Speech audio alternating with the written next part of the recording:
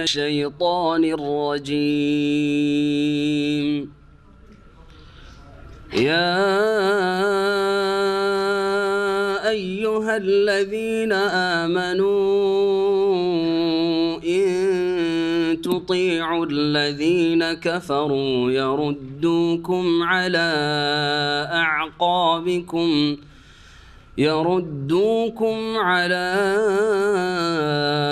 أعقابكم فتنقلبوا خاسرين. بل الله مولاكم وهو خير الناصرين. سنلقي في قلوب الذين كفروا الرعب بما أشركوا بالله ما لم ينزل به سلطانا ومأواهم النار وبئس مثوى الظالمين.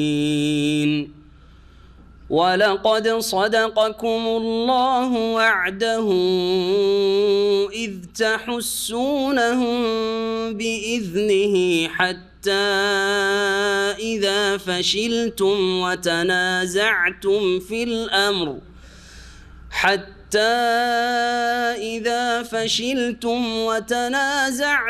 في الأمر وعصيتم من بعد ما أراكم ما تحبون منكم من يريد الدنيا ومنكم من يريد الآخرة ثم صرفكم عنهم ليبتليكم ولقد عفا عنكم والله ذو فضل على المؤمنين. إذ تصعدون ولا تلوون على أحد والرسول يدعوكم في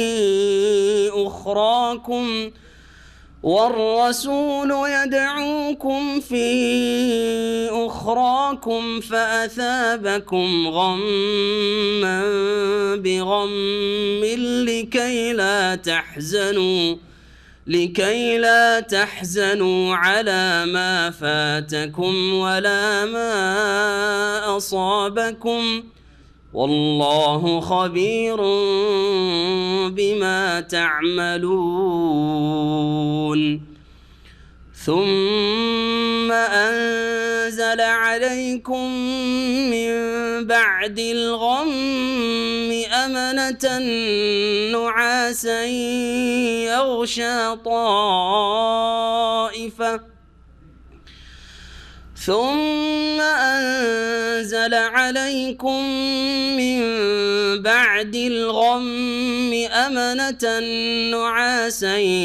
يغشى طائفة منكم وطائفة قد أهمتهم أنفسهم يظنون بالله غير الحق ظن الجاهلية يقولون هل لنا من الأمر من شيء قل إن الأمر كله لله. يخفون في أنفسهم ما لا يبدون لك يقولون لو كان لنا من الأمر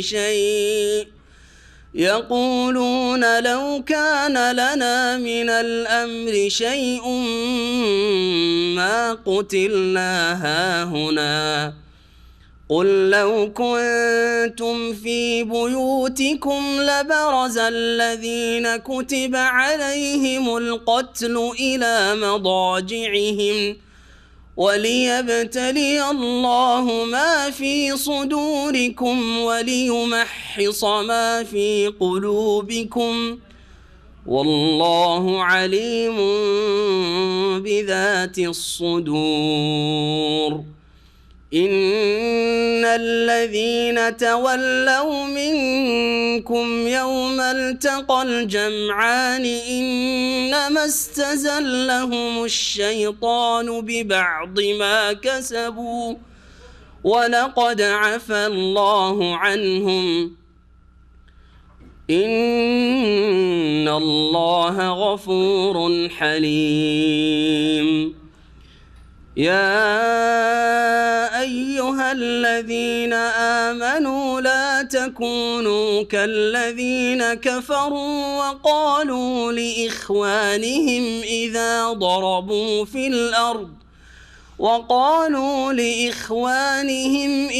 ضربوا في الأرض أو كانوا غزا لو كانوا عندنا ما ماتوا وما قتلوا ليجعل الله ذلك حسرة في قلوبهم والله يحيي ويميت والله بما تعملون بصير.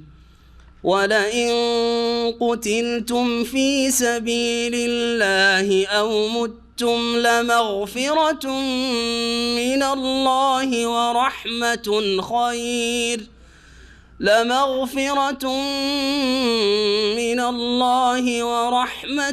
خير مما يجمعون. ولئن متم أو قتلتم لإلى الله تحشرون. فبما رحمة من الله لنت لهم ولو كنت فظا غليظ القلب لانفضوا من حولك فاعف عنهم واستغفر لهم وشاورهم في الأمر فإذا عزمت فتوكل على الله إن الله يحب المتوكلين.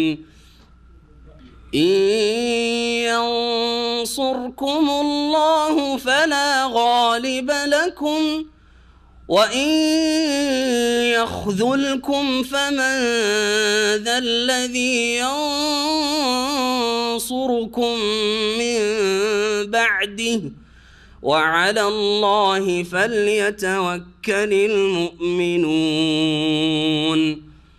وما كان لنبي أن يغل ومن يغلل يأت بما غل يوم القيامة ثم توفى كل نفس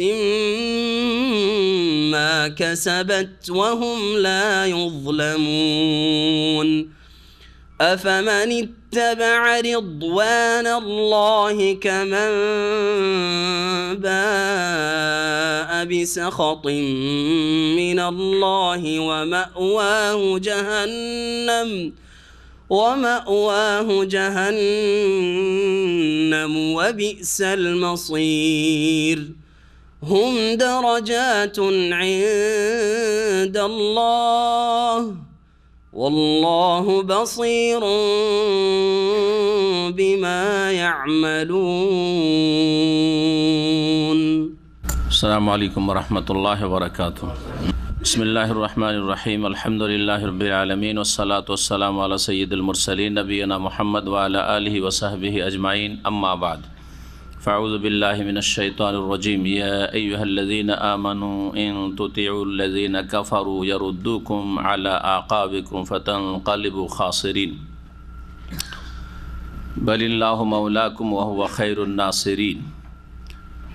মহান আল্লাহর সমস্ত প্রশংসা, সালাত এবং সালাম নাজিল হোক নবী মুহাম্মদুর রাসূলুল্লাহ সাল্লাল্লাহু আলাইহি সাল্লামের উপর। আজকে আমাদের তাফসীর হবে সূরা আলে ইমরানের আয়াত নম্বর 149 থেকে। পর্ব হচ্ছে আমাদের 10ম পর্ব সূরা আলে ইমরানের। আর ইনশাআল্লাহ তাআলা সামনে আজকের আলোচনা বাদ দিয়ে আরও দুটো পর্বে সূরা আলে ইমরানের তাফসীর ইনশাআল্লাহ তাআলা আমরা শেষ করব। আজকে জিলহজ মাসের 3 তারিখ 1438 হিজরি। এই সময়গুলি খুব মোবারক সময়, সুতরাং এই সময়গুলি বেশি বেশি ভালো আমলে লাগাবার চেষ্টা করুন।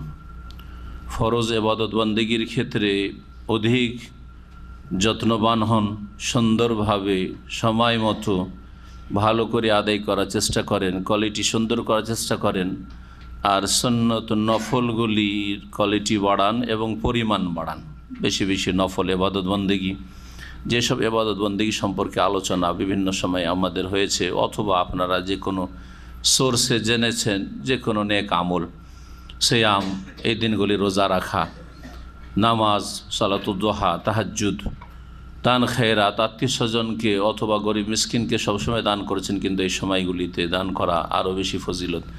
সময়গুলি আর ফিরে নাও আসতে পারে। আগামী বছর হয়তো আপনার আমার সুযোগে আসবেন না। অনেক ভাইয়েরা আমাদের মাঝে ছিলেন, তারা দুনিয়া থেকে চলে গেছেন, কেউ কল্পনা করতে পারেননি, তারাও কল্পনা করতে পারেননি যে আগামী বছর থাকবো না। আর আমরাও ভাবতে পারিনি যে তারা আমাদের মাঝে থাকবেন না। আগামী বছর আমার আপনার নাম মৃত হবে না জীবিত হবে, সেটা আল্লাহ ছাড়া কেউ জানে না।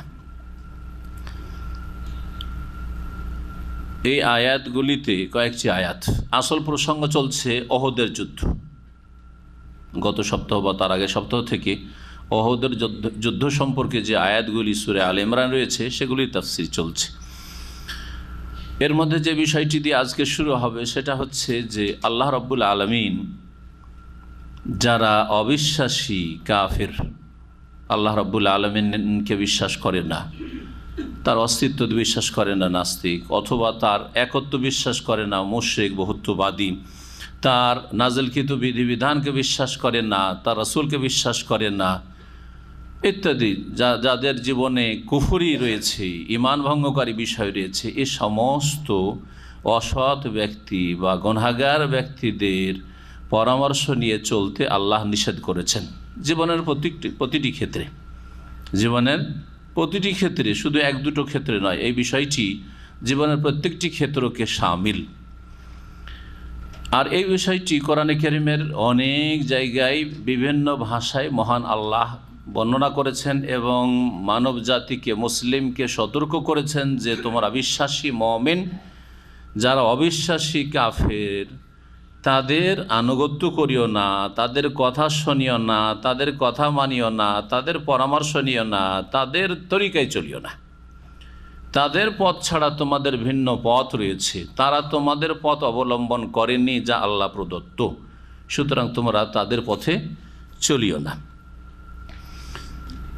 সমস্ত ক্ষেত্রকে শামিল বলে যেটা বলতে চাইছি সেটা হচ্ছে যে কাফেরদের কথা মানবেন না, আনুগত্য করবেন না আকীদার ক্ষেত্রে, অর্থাৎ তাদের আকীদায় শিরক রয়েছে, কুফরি রয়েছে, অস্বীকৃতি রয়েছে ইত্যাদি। আপনার আকীদায় যাতে করে সেটা না থাকে, আপনার আকীদায় থাকবে ঈমান, বিশ্বাস, আপনার আকীদায় থাকবে ইসলাম, আত্মসমর্পণ, আল্লাহ এবং রাসূল সাল্লাল্লাহু আলাইহি সাল্লামের কথার সামনে, আদেশ নিষেধের সামনে আপনি জীবনের প্রতিটি ক্ষেত্রে আত্মসমর্পণ করবেন।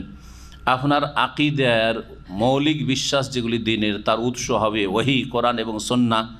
যেমন তাদের ধর্ম হচ্ছে কুপ্রবৃত্তির অনুসরণ, ইত্তিবাউল হাওয়া, যেই ধর্মটা ভালো লাগে সেটাই করে তারা, যেমন কাজকে পুণ্যের কাজ মনে করে সেটাই কি করে তারা, এই রকম কাজ করবে না। যারা আল্লাহ ছাড়া অন্যকে শরীক করে তাদের নতুন নতুন শিরকের ধরন তাদের জীবনে আসে নতুন নতুনভাবে। কিছুদিন আগে পূজা ছিল না, এখন শুরু হলো। কিছুদিন আগে এই তরিকা ছিল, তাদের এই তরিকা শুরু হলো। মুসলিমদের তরিকা এটা না, মুসলিমদের আকীদা কোরআন সুন্নাতে স্পষ্ট রয়েছে। ইবাদত বন্দেগীর ক্ষেত্রে কাফেরদের আনুগত্য করিও না, অর্থাৎ কাফেরদের যে ইবাদতের নিয়ম, তরিকা, পদ্ধতি রয়েছে সেগুলি তোমরা অবলম্বন করিও না, এবং তাদের ইবাদত বন্দেগীতে তোমরা তোমার শরীক হইও না, অংশ নিও না। অনেকেই মুসলিম হয়েও কাফেরদেরকে, বিজাতিকে খুশি করার জন্য তাদের পূজা পর্ব বা তাদের ধর্মকর্মতে অংশ নেয়। আমি মসজিদেও যাই, আমি চার্চেও গির্জাতেও যাই, আমি মসজিদে যাই, আমি মন্দিরে যাই। হ্যাঁ, এক বেদিন ওই রকম বড় নেতা বলছে কোনো এক দেশের যে আমি রামেরও পূজা করি, আমি রহিমেরও পূজা করি। এইরকম মুসলিম দুনিয়ার নেতৃত্বে পৌঁছে আছে, অথবা দুনিয়ার আল্লাহ পয়সাও তাদেরকে দিয়েছে, কিন্তু হতভাগা তাদেরকে দিন থেকে, আল্লাহ আকীদা থেকে, ইসলাম থেকে বঞ্চিত করেছে। তারা এই ধরনের কথা বলে, রাম রহিম সমান করে দেয়, অর্থাৎ সবটাই ধর্ম, সবটাই ঠিক, এটাও করি ওইটাও করি, আমি এখানেও দান করি ওখানেও দান করি। তাদের পথে চলিও না ইবাদত বন্দেগীর ক্ষেত্রে, আকীদার আখলাক চরিত্রের ক্ষেত্রে। তোমাদের আখলাক চরিত্র কাফেরদের চরিত্রের মতো না, তোমাদের চরিত্র কাফের থেকে শিখতে হবে এমন না। সর্বোত্তম শিক্ষক, সর্ব উৎকৃষ্ট শিক্ষক, সবচাইতে বড় শিক্ষক মুহাম্মদ রাসূলুল্লাহ সাল্লাল্লাহু আলাইহি সাল্লাম, তার কাছ থেকে আখলাক শিখো। অনেকে আজকাল বিভ্রান্তির শিকার, পশ্চিমা সভ্যতায় তারা বিভ্রান্ত হয়েছে, বলে যে এই এই চরিত্রগুলি আমাদেরকে কাফেরদের কাছ থেকে শিখতে হবে। এই কথাগুলি অনেক মুসলিমদের জবানে শোনা যায় না?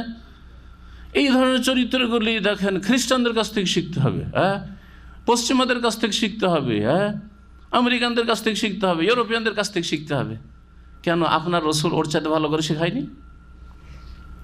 আবার কিছু লোকের আছে যে চরিত্র শিখতে হলে চিল্লাতে যেতে হবে, শুনেছেন এই কথা? সহি আকীদার, কিন্তু চরিত্র শিখলে কী করতে হবে? চিল্লাওয়ালাদের কাছে আকীদার খারাপই আছে, কিন্তু চরিত্রটা খুব ভালো, ওদের কাছ থেকে শিখার মতো।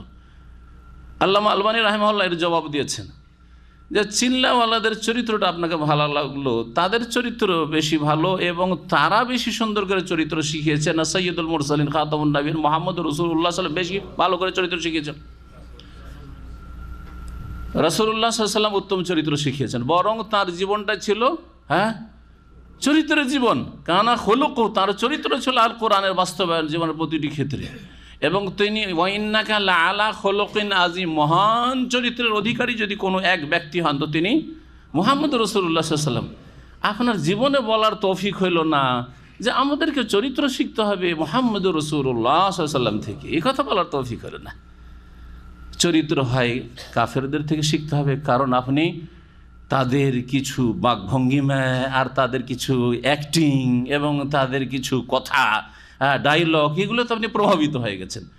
অথবা বিদাতীদের কিছু বাহ্যিক যেগুলি বলা হচ্ছে যে লৌকিকতা, লোক দেখানো কিছু কাজ, নামাজের জন্য উঠাবে না, জাগো ভাই পা টিপতে শুরু করো, আরে চরিত্র ওদের কাছ থেকে শিখতে হবে না। এগুলো আর শয়তান আপনাকে কি করেছে? বিভ্রান্ত করেছে। যায়্যানা লাহুমুশ শায়তানু আমালাহুম, শয়তান এই কাজগুলিকে সাজিয়ে সাজিয়ে পেশ করেছে যে তোদের রসুলকে ভুলে যা, এদের কাছ থেকে শিখ।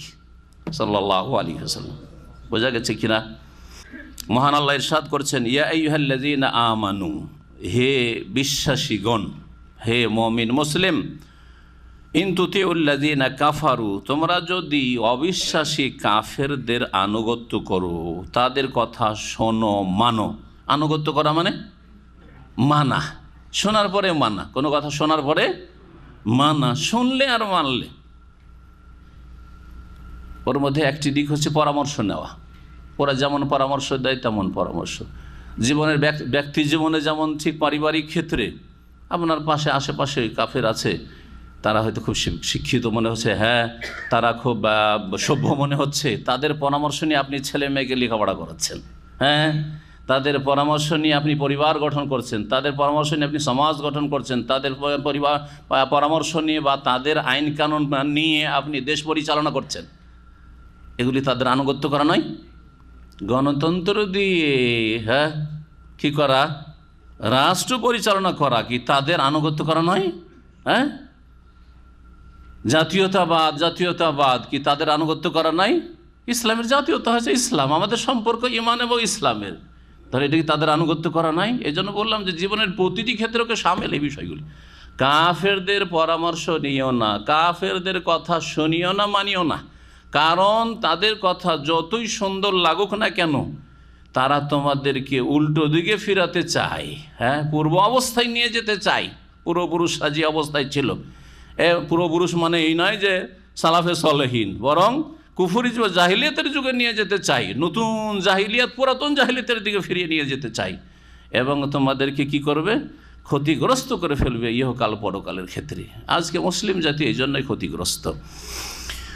ইয়া আইয়ুহাল্লাযীনা আমানু, হে ঈমানদারগণ, ইন তুতিউল্লাযীনা কাফারু, তোমরা যদি অবিশ্বাসীদের আনুগত্য করো, কথা মানো এবং শোনো, ইয়ারুদ্দুকুম আলা আকাবিকুম, তাহলে তোমাদেরকে পূর্ব অবস্থার দিকে ফিরিয়ে দেবে। ইয়ারুদ্দুকুম, তোমাদেরকে ফিরিয়ে দেবে, আলা আকাবিকুম, তোমাদের পেছন দিকে। আকিবের বহুবচন হচ্ছে আকাব, পেছন দিকে ফিরিয়ে দিবে। তার মানে পূর্ব অবস্থা যে কুফরির অবস্থা ছিল, জাহিলিয়াতের অবস্থা ছিল, সেদিকে ফিরিয়ে দেবে। বেদিনীর বিধর্মিতের অবস্থা ছিল, সেই যুগে ফিরিয়ে দেবে। মক্কার মুশরিকরা জাহিলিয়াতের যুগে সেদিকে ফিরিয়ে দেবে। ফাতানকালিবু খাসিরিন, সুতরাং তোমরা ক্ষতিগ্রস্ত হয়ে পড়বে। অতঃপর তোমরা কি হয়ে পড়বে? যেহেতু তোমাদেরকে পূর্ব অবস্থার দিকে ফিরিয়ে দিল, কুফরের দিকে, ঈমানের পরে, সুতরাং তোমরা ক্ষতিগ্রস্ত হয়ে পড়বে ইহকাল পরকালে। আজকে মুসলিম দেশে ইসলামী দণ্ডবিধান উঠে গেছে কাফের দ্বারা আনুগত্য করতে গিয়ে। কাফেরা বলছে এইটা হচ্ছে মধ্যযুগীয় আইন, চোরের হাত কাটা আর কিসাস, হ্যাঁ, আর তারপরে জেনা করেছে সেই জন্য সংসার আর বেত্রাঘাত, এগুলি চলবে না। তাই মুসলিমরা মেনে নিয়েছে, মুসলিমরা এক শ্রেণীর মেনে নিয়েছে, এক শ্রেণীর লোকেরা নিরুপায়, কিন্তু অধিকাংশই সেটাকে মনে করছে যে হ্যাঁ এইটি আমাদের মনে হয় সমাধান। এটা হচ্ছে কাফেরদের আনুগত্য করা। ফাতানকালিবু খাসিরিন, সুতরাং তোমরা ক্ষতিগ্রস্ত হয়ে পড়েছ। দুনিয়ায় নেই তোমাদের নিরাপত্তা, দেশে, সমাজে, বাড়িতে, পরিবারে, রাস্তাঘাটে, আর পরকালে ক্ষতিগ্রস্ত আল্লাহর দিন থেকে সরে গিয়ে। বালিল্লাহু মাওলাকুম, বরং আল্লাহ হচ্ছেন তোমাদের অভিভাবক, সত্যিকার অর্থে তোমাদের পৃষ্ঠপোষক, তোমাদের সাহায্যকারী। মাওলার অনেকগুলি অর্থ হয়। আল্লাহ তোমাদের সত্যিকার অভিভাবক, যিনি সাহায্য করেন এবং করতে পারেন, তার সাহায্যেই সব কিছু হয়ে থাকে। ওয়া হুয়া খায়রুন নাসিরিন, এবং তিনি সর্বোত্তম সাহায্যকারী। এই আয়াত এই জন্য নাজেল হয়েছিল যে ওহুদ যুদ্ধে ক্ষয়ক্ষতি হওয়ার পরে মুসলিমদের কাফেররা যে সুযোগ পেয়ে গেল দুর্বল ঈমানের মুসলিমগুলোকে বিভ্রান্ত করার জন্য। তারা বলল যে দেখলে কেমন ক্ষতি হলো তোমাদের। মুসলিমদেরকে এসে বলে, দেখা সাক্ষাৎ কথা হইলে দেখো ক্ষতি হইল তোমাদের মুহাম্মদের সাথ দেওয়াই, আর কতদিন মুহাম্মদের সাথ দেবে, তোমাদের ভবিষ্যৎ অন্ধকার, ভবিষ্যৎ অন্ধকার। আল্লাহ বলছে এই কাফেরদের এইসব পরামর্শ নিও না, না হইলে পূর্ব অবস্থায় ফেরাবে। যে যেমন মক্কায় কাফের মুশরিক হয়েছিলে, সব কিছুর পূজা করতে, ওই দিকে ফিরিয়ে দেবে, আর সমস্ত বর্বরতায় আর পাপে অন্যায় ডুবেছিলে, নিজের নিষ্পাপ শিশুদেরকে জীবন্ত দাফন করছিলে, ওই দিকে ফিরিয়ে দিবি। না আকীদা থাকবে, না ইবাদত থাকবে, না আখলাক থাকবে, না দুনিয়া থাকবে, না আখিরাত, সব থেকে হাত ধুয়ে নিতে হবে। ফাতানকালিবু খাসিরিন, বড়ই ক্ষতিগ্রস্ত হয়ে পড়বে। সত্যি এই কথা শুধু ওই যুগের জন্য না, সর্বযুগের জন্য বলা হয়েছে। কোরআনের কথা কিয়ামত পর্যন্ত প্রত্যেক অবস্থার ওপর ফিট হবে। জি, সানুলকি ফি কুলুবিল্লাযিনা কাফারু রব, প্রতারিত হয়েও না এবং তাদের কথাই তোমার বিভ্রান্ত হয়েও না, যে ওরা বলছে যে তোমাদের দেখো ওহদে ক্ষতি হইলো, আগামীতে আরও তোমাদের অবস্থা খারাপ হয়ে যাবে, এখনও সময় আছে, মুহাম্মদের সাথ ছেড়ে দাও, ফিরে আসো, আমাদের সাথ দাও। শোনো, আল্লাহ সাহায্য করবেন মুমিনদের, তোমাদের অভিভাবক আল্লাহ, এবং কাফেরদের অন্তরে আল্লাহ ভীতি সঞ্চার করে দেবেন, আর আগামীতে সাহস করবে না মুসলিমদের গায়ে হাত দেওয়ার, হ্যাঁ, মদিনার মুসলিমদেরকে শেষ করে দেওয়া, ইত্যাদি ইত্যাদি। যেসব স্বপ্ন দেখছে সেগুলির কখনো বাস্তবায়ন হবে না, বরং আল্লাহ তাদের অন্তরে ভীতি সঞ্চার করে দেবেন, তাদেরকে ভীত সন্ত্রস্ত করবেন। এর মাধ্যমে রাসূলুল্লাহ সাল্লাল্লাহু আলাইহি ওয়াসাল্লাম এবং এই উম্মতকে, যদি সেই উম্মত রাসূলুল্লাহ সাল্লাল্লাহু আলাইহি ওয়াসাল্লামের আদর্শ প্রতিষ্ঠিত থাকে, তাহলে আল্লাহ এইভাবে সাহায্য করেছেন, নবী সাল্লাল্লাহু আলাইহি ওয়াসাল্লামকে সাহায্য করেছেন। এই মর্মে হাদিস রয়েছে সহিহ বুখারী, মুসলিমে আপনাদের জানা রয়েছে। আর এই হাদিস এর আগেও মনে হয় উল্লেখ করেছে। জাবের বিন আব্দুল্লাহ রাদিয়াল্লাহু তাআলা আনহুমা থেকে বর্ণিত, তিনি বলছেন যে আন্না রাসূলুল্লাহ সাল্লাল্লাহু আলাইহি ওয়াসাল্লাম রাসূলুল্লাহ বলেছেন, উতীতু খামসান, আমাকে 5টি বৈশিষ্ট্য দেওয়া হয়েছে। লাম ইউতাহুন্না আহাদুম মিনাল আম্বিয়াই ক্বাবলি, আমার পূর্বে অনেক নবী রাসূল এসেছেন, কোন নবীকে এই বৈশিষ্ট্য দেওয়া হয়নি, কোন নবীর উম্মতকে তা দেওয়া হয়নি। তার মধ্যে একটি হচ্ছে নসিরতু বিররবে মাসিরাতা শাহরিন, আমাকে কাফেররা 1 মাসের দূরত্বে থাকা সত্ত্বেও তাদের অন্তরে ভীতি সঞ্চার করে সাহায্য করা হয়েছে। কাকে সাহায্য করা হয়েছে? নসের তো আমাকে সাহায্য করা হয়েছে। রাসূলুল্লাহ সাল্লাল্লাহু আলাইহি ওয়াসাল্লামকে সাহায্য যখন করা হয়েছে তো তখন তার সাথে সাথেই তার অনুসারী যারা তাদেরকেও এই সাহায্য করা হয়েছে। তার বাস্তব প্রমাণ খোলাফায়ে রাশেদিনদের জামানা, আবু বকর, ওমর, ওসমান, আলী, এবং তারপরে যুগ যুগ ধরে মুসলিমরা যখন আল্লাহর দ্বীনের বাস্তবায়ন করেছে, জীবনের প্রতিটি ক্ষেত্রে যত সুন্দর করে করেছে তত বেশি ভীতি সঞ্চার আল্লাহ করেছেন কাফেরদের অন্তরে। আর যত আল্লাহর দ্বীন থেকে ধীরে ধীরে সরতে শুরু হয়েছে তখন আল্লাহ কাফেরদের অন্তরে ভীতি টেনে নিয়েছেন, বরং আল্লাহ যারা অসৎ মুসলিম তাদেরকে ভীত সন্ত্রস্ত করেছেন। উল্টো অবস্থা হয়ে গেছে, উল্টো অবস্থাটা হয়ে গেছে। এখন আমরা এক শ্রেণীর মুসলিম ভীত সন্ত্রস্ত, তারা ভীত সন্ত্রস্ত নয়, কারণ আমাদের অবস্থা পাল্টিয়ে গেছে, আমরা উল্টো দিকে ফিরে গেছি। আল্লাহ আমাদের যেন হেদায়েতের পথে ফিরিয়ে নিয়ে যান এবং সেই পথে অটল রাখেন। বাকি বৈশিষ্ট্যগুলি সময়ের স্বল্পতার জন্য বললাম না, সেটা যখন সেই সময় সুযোগ আসবে আলোচনা হবে। মহান আল্লাহ বলছেন, তাইসানুল কিফি কুলুবিল্লাযিনা কাফারুর রবা, নিশ্চিত, শীঘ্রই, সামানে নিশ্চিত হয়, শীঘ্র হয়, এগুলি অর্থ হয়। শীঘ্রই আমি যারা অবিশ্বাসী কাফের তাদের অন্তরে কি করব? ভীতি সঞ্চার করে দেব। আর রব ভীতি সঞ্চার, ভয়ে ভীত থাকা। কি জন্য আল্লাহ যারা কাফের মুশরিক তাদেরকে ভীত সন্ত্রস্ত করেন? সবচেয়ে বড় অপরাধ তাদের, বেমা আশরাকু বিল্লাহ, কারণ তারা আল্লাহর সাথে কি করেছে? শরীক স্থাপন করেছে। সবচেয়ে বড় অপরাধ হচ্ছে শিরক। যারাই শিরক করে তাদেরকে আল্লাহ ভীত সন্ত্রস্ত করে ছাড়েন। সব কিছুতে ভয় লাগে, কাফের কথা শুনলেও ভয় লাগে, কাফেরকে দেখলেও ভয় লাগে, জিন ভূতের কথা বললেও ভয় লাগে, হ্যাঁ, দেবদেবীর কথা বললেও ভয় লাগে, আর তারপরে খাজা আর গৌস কুতুব এগুলো বললেও ভয় লাগে, ভয় লাগে। জি, যত শিরক করবে তত বেশি ভীত সন্ত্রস্ত হবে। ভীত সন্ত্রস্ত হওয়ার কারণ আল্লাহ বলে দিলেন কি? বেমা আশরাকু বিল্লাহ। তাফসীরকাররা বলছেন যে বর্তমান যুগে অধিকাংশ মুসলিমরা শিরকে কুফরিতে লিপ্ত হয়েছে। দুর্গা পূজা ছেড়ে ভারত উপমহাদেশে মুসলিমের আসলে দুর্গা পূজা আর শিরকে লেগে গেছে, যার ফলে মুসলিমদেরকে আল্লাহ কী করেছেন? ভীত সন্ত্রস্ত।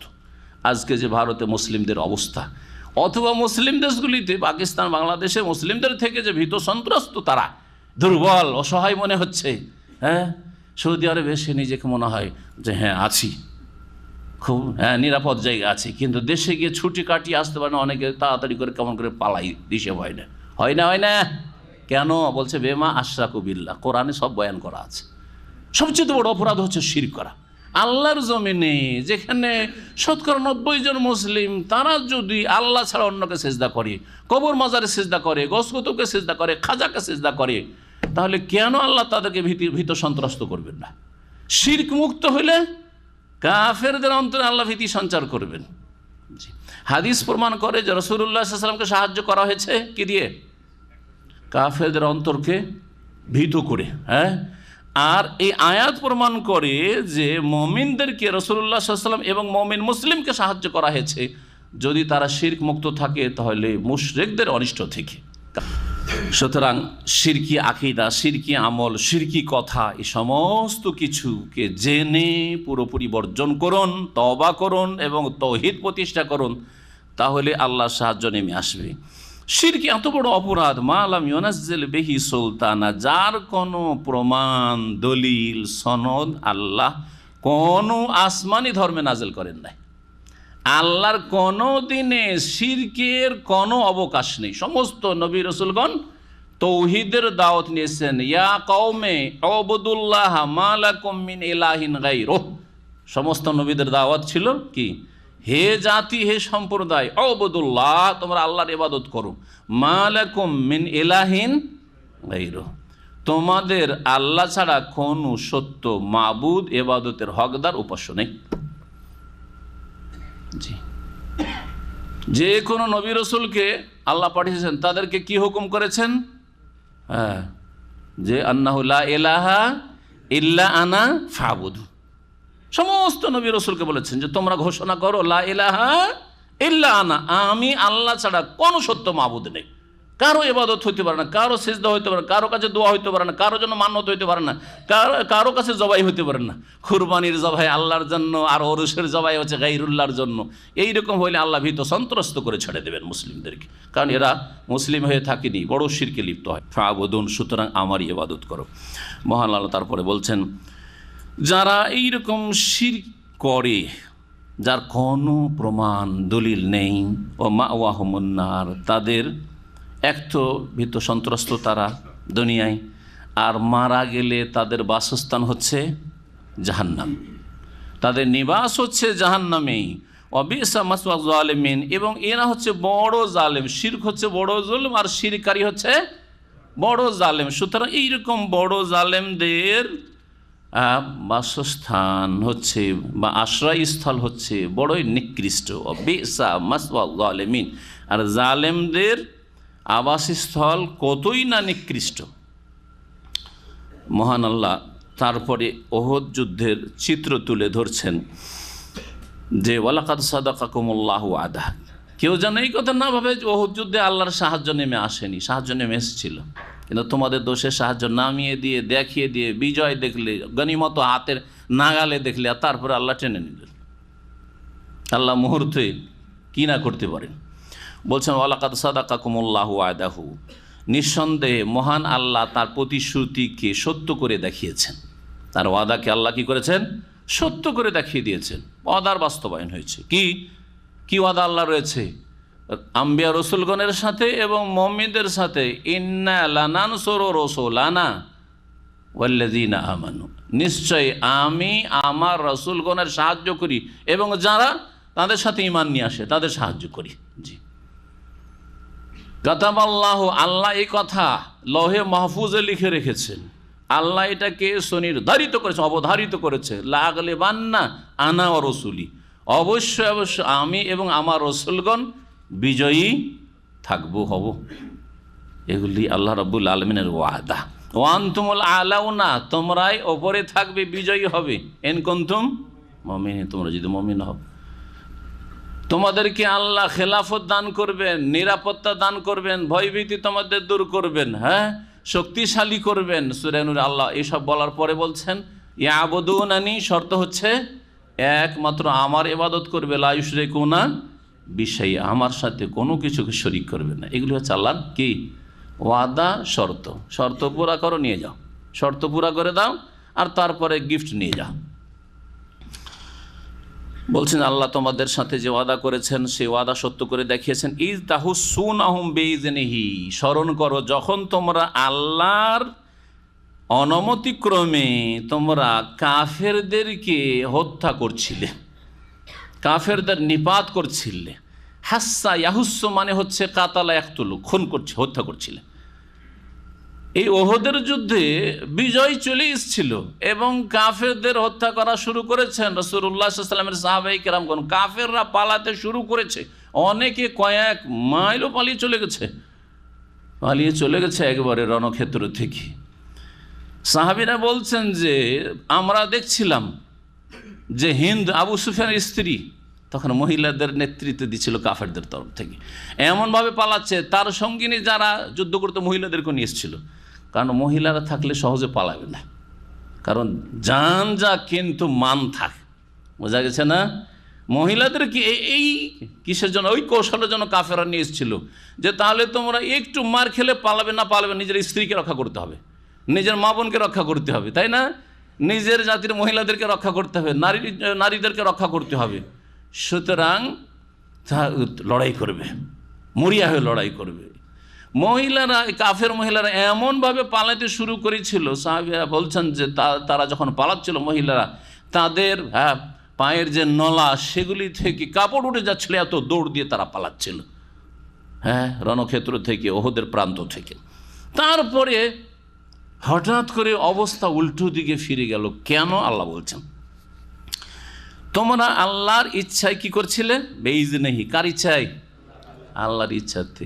আল্লাহ তো বলছে রাসূলুল্লাহ সাল্লাল্লাহু আলাইহি ওয়াসাল্লাম, সাহাবায়ে কেরাম যারা সিদ্দিকিন, শুহাদা, সালেহিন, তারাও আল্লাহর অনুমতিতে, আল্লাহর ইচ্ছাতে কি করছিলেন?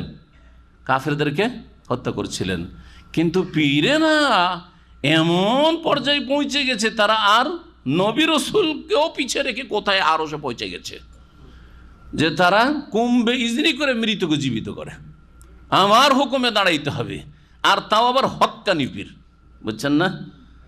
এটার নাম হচ্ছে সুফিইজম, এর নাম হচ্ছে তাসাউফ, এর নাম হচ্ছে পীরতন্ত্র, এর নাম হচ্ছে পীর মুরিদের ব্যবসা, যার অস্তিত্ব ইসলামে নেই, যেটা হচ্ছে শিরক কুফরি মতবাদ। চিন্তা করুন আপনি যে কত বড় কুফরি কথা, ধৃষ্টতা, যে আম্বিয়া রাসূলদের জন্য বেইজনি আল্লাহর অনুমতি লাগে কোনো কিছু হওয়ার জন্য, বিজয়ের জন্য, বা কাফেরদেরকে রণক্ষেত্র থেকে তাড়ানোর জন্য। কিন্তু এই পীরদের যারা মারিফতি এলেম রাখে, বানানো তাদের ধর্মকর্ম, তারা নিজের ইচ্ছাতে সব কিছুই করতে পারে, এমনকি মৃতকেও জীবিত করে দিতে পারে।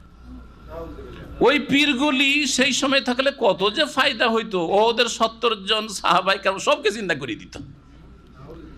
কিন্তু দুঃখের বিষয় যে সাহাবাই কেরামদের মধ্যে কোনো পীর ছিল না।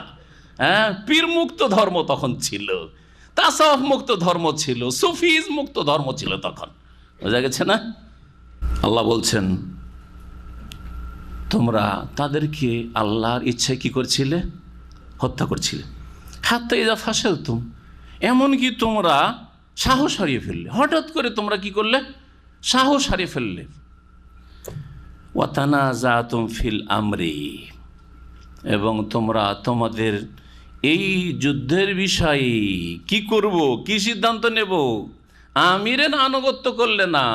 বড় আমির হচ্ছেন রাসূলুল্লাহ সাল্লাল্লাহু আলাইহি ওয়াসাল্লাম, হ্যাঁ, ওহুদের মাঠে এবং জিহাদের ময়দানে। তারপরে আমির ছিলেন তাদের ওই যে রোমাত নামক পাহাড়, জাবালে রোমাত, তার 50 জনকে যে নিযুক্ত করেছে রাসূলুল্লাহ সাল্লাল্লাহু আলাইহি ওয়াসাল্লাম, তোমরা আমরা হারি আর জিতি এখান থেকে নামবে না, আমাদের পেছন থেকে তোমরা সুরক্ষার ব্যবস্থা, প্রতিরক্ষার ব্যবস্থা করবে।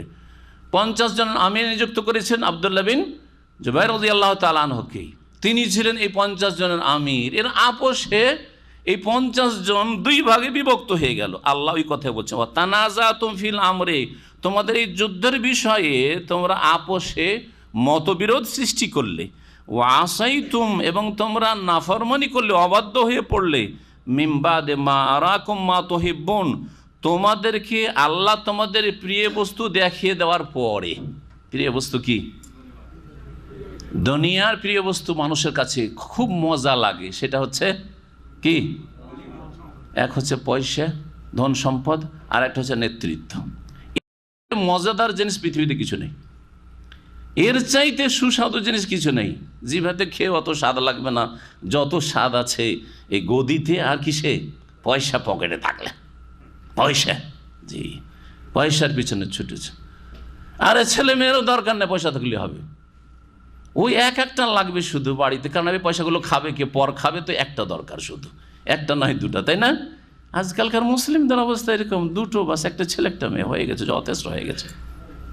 ছেলে মেয়েও লাগবে না, পয়সা। আর পয়সার ক্ষেত্রে যারা দুটো তিনটে বলে যে দুটো তিনটে আমার ছেলে মেয়ে, ওদের বলি যে কি ছেলে মেয়ে আর নেওয়ার ইচ্ছা নেই? বলছি যে এইটু মানুষ করতে হিমশিম খাচ্ছি, আলহামদুলিল্লাহ। বলছি এতে আলহামদুলিল্লাহ, তো আপনার কয় লাখ টাকাতে আলহামদুলিল্লাহ পড়বেন যে আর লাগবে না টাকা পয়সা? কত লাখ টাকা হইলে আলহামদুলিল্লাহ পড়বেন? আলহামদুলিল্লাহ, আর টাকা পয়সা লাগবে না, এখন চাকরি বাকরি বাদ দিই, আর এখন ব্যবসা বিজনেসও বাদ দিই, আর এখন বাইরে বের হওয়া বাদ দিই, বাড়িতে বসি। পৃথিবীতে কোনো মানুষ খুঁজে পাওয়া যাবে না, কোনো অলিউল্লাহ খুঁজে পাওয়া যাবে না যা 1 কোটি টাকা হয়ে গেছে বা 1 লাখ টাকা হয়ে গেছে। হিসাব করেন যে বাৎসরিক আমার এত টাকা খরচ লাগে, মোটামুটি যদি আর 20 বছর বাঁচি, 20 বছর খরচ হয়ে গেছে, দরকার নেই। আচ্ছা কেউ? সুবহানাল্লাহ, কেমন দ্বিমুখী! হ্যাঁ, তোমরা যা ভালোবাসো তা তোমাদেরকে আল্লাহ দেখাই দিলেন। দেখিয়ে দেওয়ার পরে তোমরা কি করলে? নাফরমানি করে ফেললে। নাফরমানি কার করলে? রাসূলুল্লাহ বলেছেন এইখান থেকে নড়বে না কিন্তু তোমরা। আমির বলছে যে তোমরা ভুলে গেলে। হয়েছিল কি? যখন পালাতে শুরু করেছে কাফেররা, কাফেরদের সেনাবাহিনী পালাতে শুরু করেছে, মাল সামান তাদের পড়ে আছে ওহুদের প্রান্তে, লোভ সামলাতে পারছে না। আর এখানে বসে থেকে লাভ দেই কি? কিছুই তো করলাম না। যারা নিচে ছিল তারা তো কিছু লড়াই করলো, আমরা এখানে বসে থাকবো। একদল বললো যে দেখেন আমরা এখন নেমে যাই।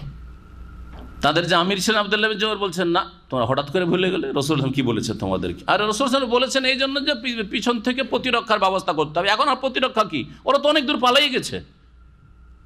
যুক্তিকে কিসের উপর প্রাধান্য দিল? নবী সাল্লাল্লাহু আলাইহি ওয়াসাল্লামের উপদেশটা হচ্ছে হাদিস, বোঝা গেছে না? আর এটা হচ্ছে যুক্তি তাদের। আমি বলেছি যে যে কোনো জাতি গোমরাহ হয়েছে, আকিদায় হোক, এবাদতে হোক, আখলাকে হোক, আর ক্ষতিগ্রস্ত হয়েছে কিসের কারণে? যখন যুক্তিকে দলিলের উপর প্রাধান্য দিয়েছে। গত সপ্তাহে বলেছে না, সবসময় মনে রাখবেন কোরআন এবং হাদিসে এইরকম অনেক আপনি দৃষ্টান্ত নজির খুঁজে পাবেন যেখানে নিজের যুক্তিকে বড় করে দেখেছেন। এখন এখানে বসে থাকার লাভ আছে? নিষেধ করছেন। শেষে মাত্র 10 জনের মতো লোক, 50 জনের মধ্যে ওরা বলে যে ঠিক আছে, আমাদের আমিরও বলছেন আর রাসূলুল্লাহ সাল্লাল্লাহু আলাইহি ওয়াসাল্লাম বলেছেন, আমরা নামবো না নিচে। আর বাকি সবাই নেমে গেল, সবাই নেমে গেল। যারা নেমে গেল সবগুলি শহীদ হয়ে গেল, নেমে গেল শহীদ। এমনকি ওপরে যারা ছিল এদের অনিষ্টের কারণে, দেখেন অনিষ্ট কিন্তু আশেপাশ সব কিছুতেই বিস্তার লাভ করে। শুধু যারা ভুল করলো তারাই ক্ষতিগ্রস্ত এমন কথা না, ভুল করে আর ওই আশেপাশে যারা থাকে তারাও ক্ষতিগ্রস্ত হয়, ভালো মানুষও ক্ষতিগ্রস্ত হয়। সুম্মা ইউবাসুনা আলা নিয়াতিহিম, হাদিসে রয়েছে তারপরে কিয়ামতের নিজ নিজ নিয়তের উপর উঠবে কে কেমন অবস্থায় দুনিয়া থেকে গিয়েছে। 70 জনের অধিকাংশ কিন্তু এই 50 জন, 70 জনের অধিকাংশই 50 জনের মধ্যে থেকে ছিলেন। জি, রাদিয়াল্লাহু আনহুম ওয়ারদাহুম। হয়েছিল কি, যখন এরা নেমে গেলেন আর যারা নামলেন না ওরা থাকলেন, খালিদ বিন ওয়ালিদ খুব চালাক চতুর মানুষ ছিলেন এবং তিনি ছিলেন প্রধান সেনাপতি কাফেরদের। তিনি দেখলেন যে আর কি আমরা জিততে পারবো না, দেখছি যে পেছন দিক খালি আছে। হঠাৎ করে পেছন দিক থেকে ঘুরে গিয়ে একেবারে আক্রমণ করা শুরু করলো। আর তারপরে পাহাড়ের ওপর যে 10 জন মাত্র থেকে গেছিল তাদেরকে হত্যা করে দিয়ে ওই পাহাড়টা দখল করে ফেললো। জাবালের রহমতের ওপর এখন কাফেররা উঠে গেছে। এইখান থেকে ওপর থেকে তীর বর্ষাচ্ছে নিচে মুসলিমদের ওপর। মুসলিমরা ওইদিকে কাফেরদেরকে তাড়তে আছে, পিছন দিকের কোনো খবর নাই যে পিছন দিকেও যে কাফের আছে বা চলে এসছে, এটা আর জানা নেই। এইভাবে জেতা জিহাদ ফি সাবিলিল্লাহ ওহদে হারের কাছাকাছি চলে গেল। হার যদিও সেটাকে বলছি না আমরা, ক্ষতিগ্রস্ত হতে হলো রাসূলুল্লাহ সাল্লাল্লাহু আলাইহি ওয়াসাল্লাম সাহাবাই কেরামদেরকে, যা আপনাদের জানা আছে বা এর আগে বলেছি। কারণগুলি আল্লাহ এখানে দর্শাচ্ছেন। তোমরা যেটা ভালোবাসো, বললাম না বিজয়কে মানুষ ভালোবাসে। আল্লাহ কোরআনে কারীমের সূরা সাফে এই কথাটি বলেছেন, ওয়া উখরা তুহিব্বুনাহা, জিহাদ ফি সাবিলিল্লাহ করলে হাল আদুল্লুকুম আলা তিজারাতিন তুনজিকুম মিন আযাবিন আলীম তুমিনুনা বিল্লাহি ওয়া রাসূলিহি ওয়া তুজাহিদুনা ফি সাবিলিল্লাহি বিআমা ঈমান জিহাদ ইত্যাদি নেক আমল বলার পরে আল্লাহ বলছেন ওয়া উখরা, আল্লাহ কি দেবেন? এইসব দেবেন, এইসব দেবেন, জান্নাত দেবেন। তারপরে ওয়া উখরা তুহিব্বুনাহা, আরও একটা জিনিস দেবেন আল্লাহ, আরও একটি বস্তু দেবেন, তুহিব্বুনাহা, যেটাকে তোমরা খুব ভালোবাসো। সেটা কি? নাসরুম মিনাল্লাহি ওয়া ফাতহুন করিব, আল্লাহর সাহায্য এবং আসন্ন বিজয়। নাসরুম মিনাল্লাহ ওয়া ফাতহুন করিব, এখানেও মা তুহিব্বুন বলা হয়েছে। ওখরা তুহিব্বুনাহা, আর এখানে মিম্বাদে মা আরাকুম মা তুহিব্বুন, যা তোমরা ভালোবাসো পার্থিব জগতে। কারণ নগদ কি পাবো, এটা অধিকাংশ লোক ভালোবাসে, এখানে লোভ সামলাতে পারে না। আর শুধু নগদ পাবো, আখিরাতকে উপেক্ষা যারা করে তারাই ক্ষতিগ্রস্ত হয়। তবে নগদ ছাড়া কেউ নেই, নগদ চাই। আপনার ছেলেকে যদি আপনি লেখাপড়ার ক্ষেত্রে নগদও কিছু প্রয়োজন আছে জীবিকা নির্বাহের জন্য, আর আখিরাতটা মুখ্য উদ্দেশ্য, তাহলে দোষণীয় নয়। কিন্তু শুধু নগদ কতটা বেনিফিট আছে, আখিরাত পরকাল দিনকে একেবারে উপেক্ষা করলে তাহলে বড়ই ক্ষতিগ্রস্ত। আজকাল অধিকাংশ মুসলিমরা ছেলেদেরকে লেখাপড়ার ক্ষেত্রে এই লেখাপড়ার ভবিষ্যৎ কি আছে, এই যে জামাইকে করব এর ভবিষ্যৎ কি আছে, ভবিষ্যৎ কি আছে, এই সব কথা বলে। ভবিষ্যৎ মানে কি বোঝায়?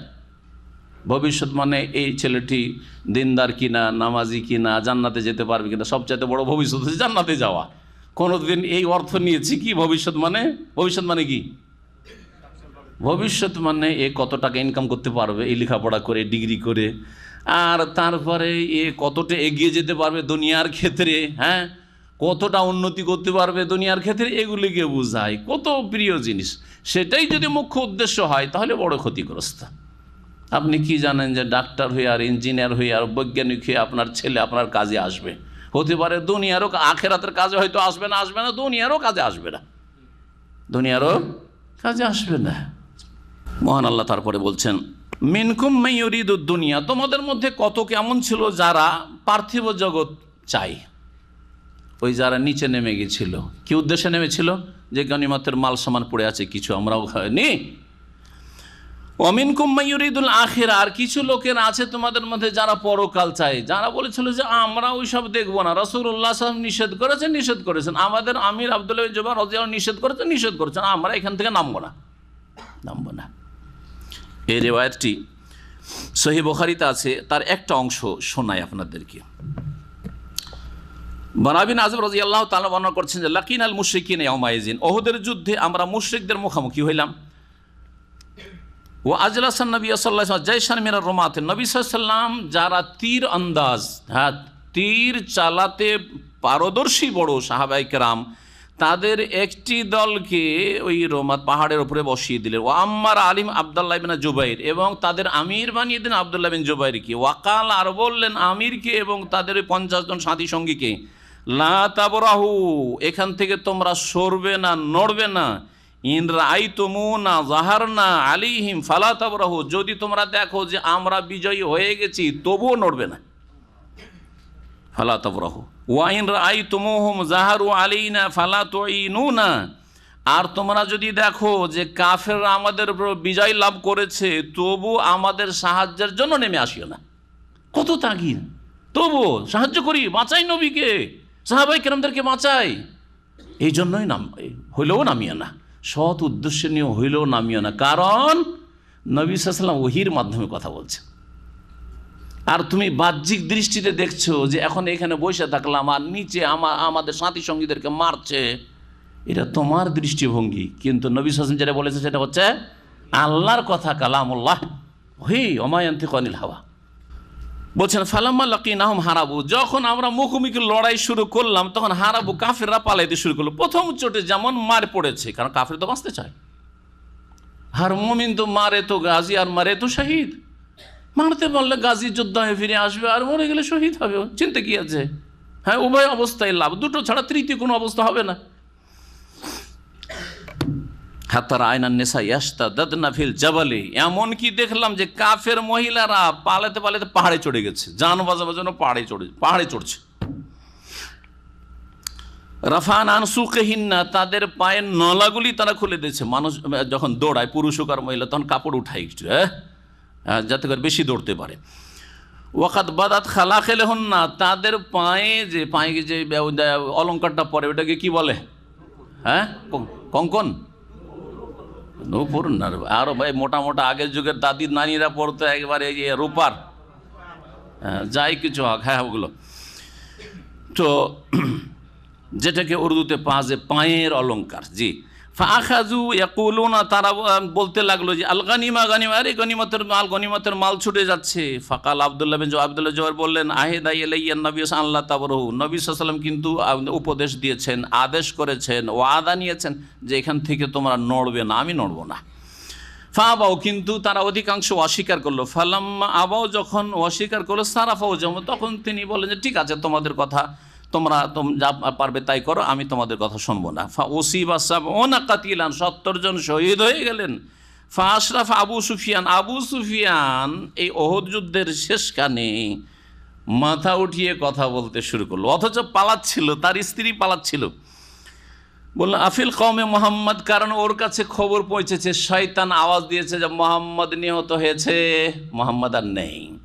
তারপরে কাফিররাও মনে করেছে যে মোহাম্মদ নেই। আফিল কওমে মোহাম্মদুন, তোমাদের মধ্যে কি মোহাম্মদ আছে বেঁচে? ফাকাল নবী সাল্লাল্লাহু আলাইহি ওয়াসাল্লাম, লা তুজিবু, বলিও না, খুশি হইতে দাও দুশমনকে। দুশমনকে মাঝে মাঝে খুশি করাটাও রণকৌশল, জি, হ্যাঁ, এটা হচ্ছে একটা টেকনিক।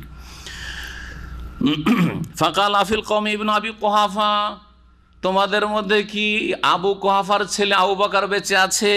নবী সাল্লাল্লাহু আলাইহি ওয়াসাল্লাম বলেন, লা তুজিবু, জবাব দিও না, ডান হাতও শেষ, নবীও শেষ, ডান হাতও শেষ, বাম হাতও শেষ।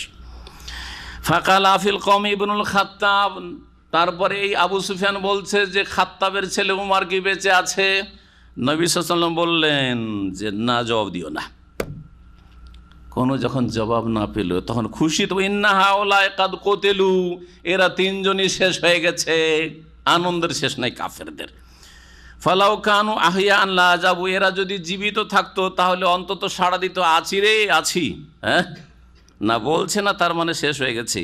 ফালাম ইয়ামলিক উমারু নাফসাহু, উমার আর রাগ থামতে পারলেন না যে নাই রে, এরা তিনজন শেষ হয়ে গেছে, আর কি থামা যায়? উমর রাদিয়াল্লাহু তাআলা সাহস আর হিম্মত বাহাদুর।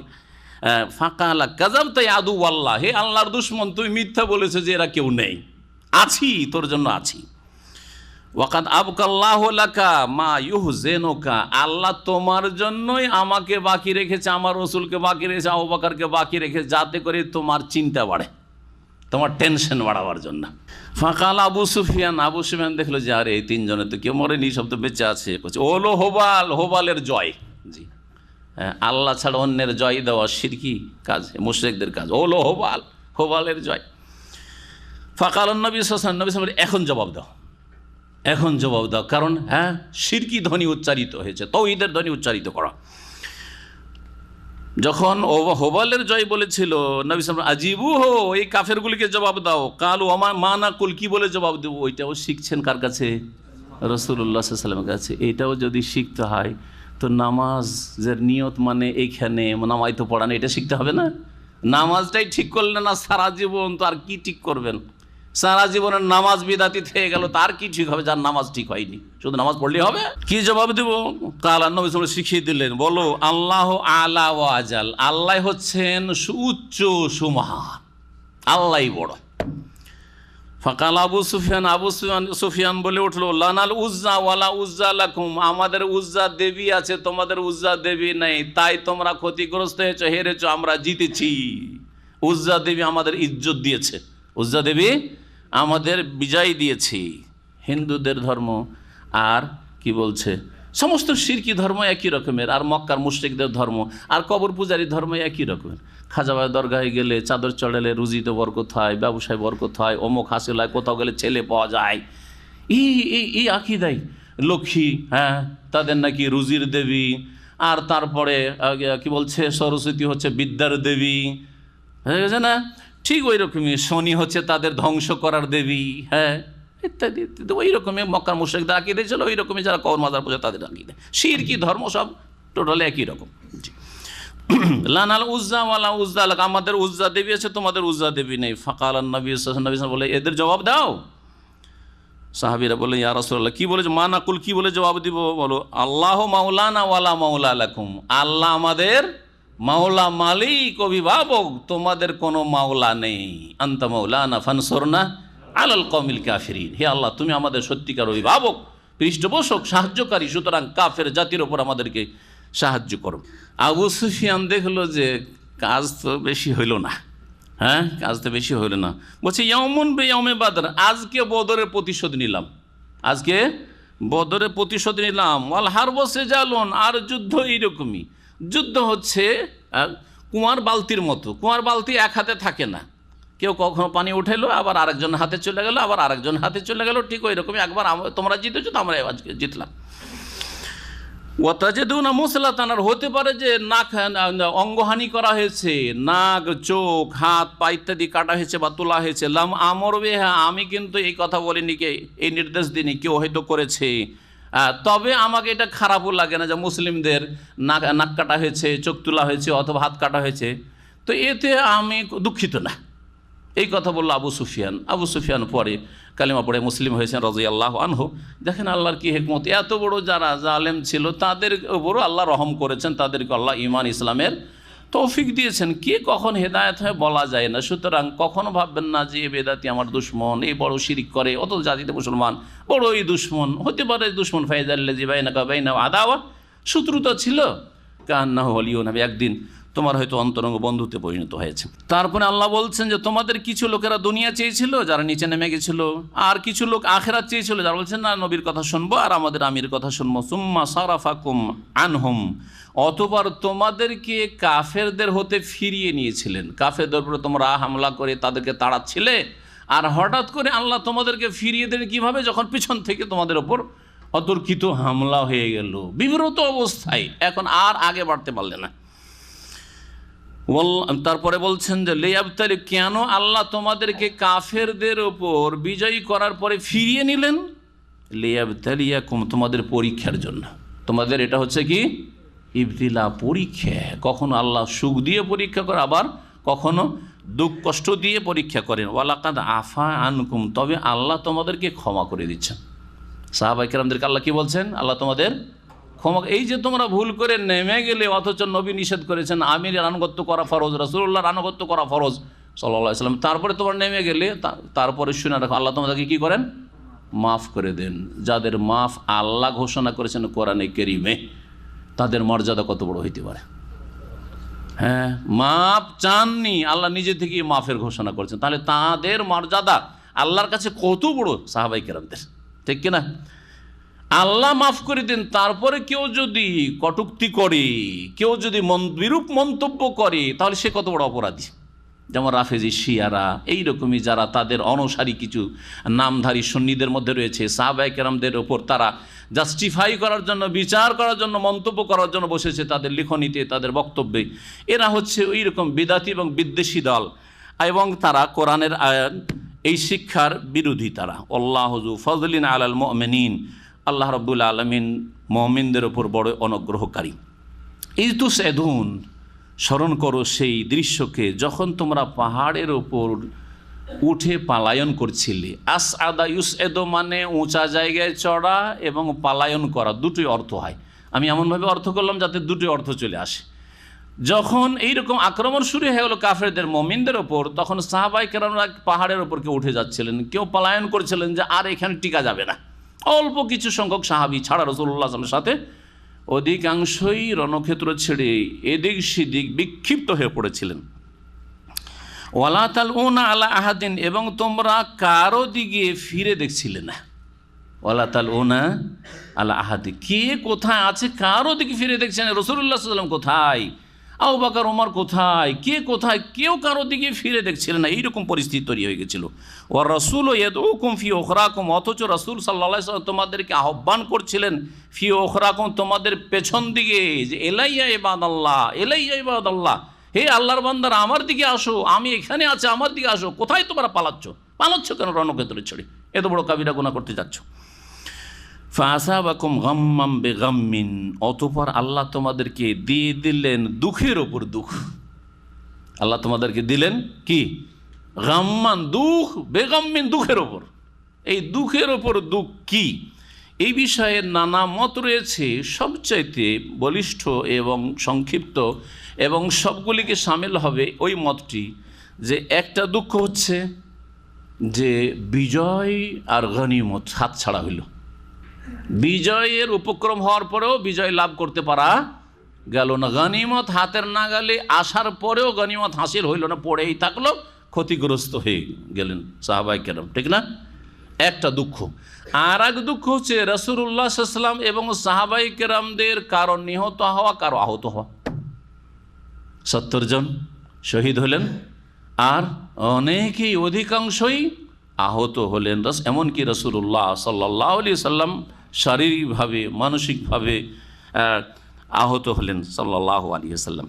লেকাইলা তাহজানু, কেন এটা হলো? যাতে করে তোমরা দুঃখিত না হও, আলা মা ফাতাকুম, তোমাদের হাত থেকে যা ছুটে গেল তার উপর।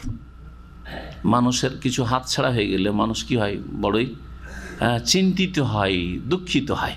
এটা চাকরি লাগতে যাচ্ছিল, হাতের নাগালে আসছিল, পয়সাটার হাত ছাড়া হয়ে গেল, তখন খুব দুশ্চিন্তায় পড়ে যায়, হাই কী করলাম, তাই না?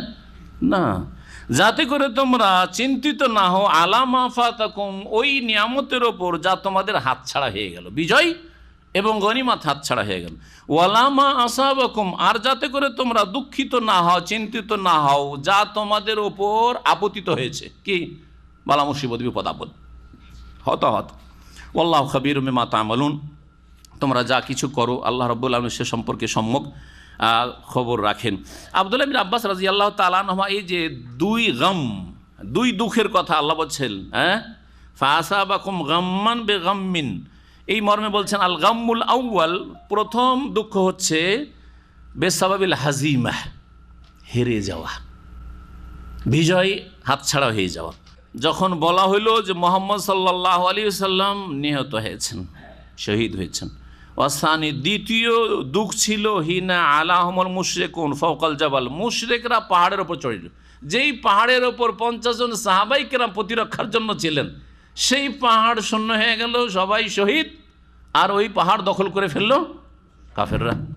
ওয়াকালান নবী সাল্লাল্লাহু আলাইহি ওয়াসাল্লাম, নবী সাল্লাল্লাহু আলাইহি ওয়াসাল্লাম বলছে আল্লাহুম্মা লাইসা লাহুম আন ইয়ালুনা, হে আল্লাহ তাদের এই অধিকার নেই যে তারা আমাদের ওপর বিজয় লাভ করবে। এই জন্য বারবার এই কথাটি বলছে যে ওহদের যুদ্ধে কাফেররা বিজয় হয়নি, বরং কাফেররা ক্ষতি করতে পেরেছে, আর মুসলিম সাহাবাই কেরামগণ ক্ষতিগ্রস্ত হয়েছে। আব্দুর রহমান বিন আউফ সাহাবী, তিনি তাফসীর করতে গিয়ে বলেছেন আল গাম্মুল আউয়াল, প্রথম দুঃখ হচ্ছে হেরে যাওয়া, আর দ্বিতীয় দুঃখ ছিল যখন সংবাদ এই রিউমার ছড়িয়ে গেল, গুজব বলা হয়, গুজব ছড়িয়ে গেল কি যে মুহাম্মদ সাল্লাল্লাহু আলাইহি ওয়াসাল্লাম শহীদ হয়ে গেছেন।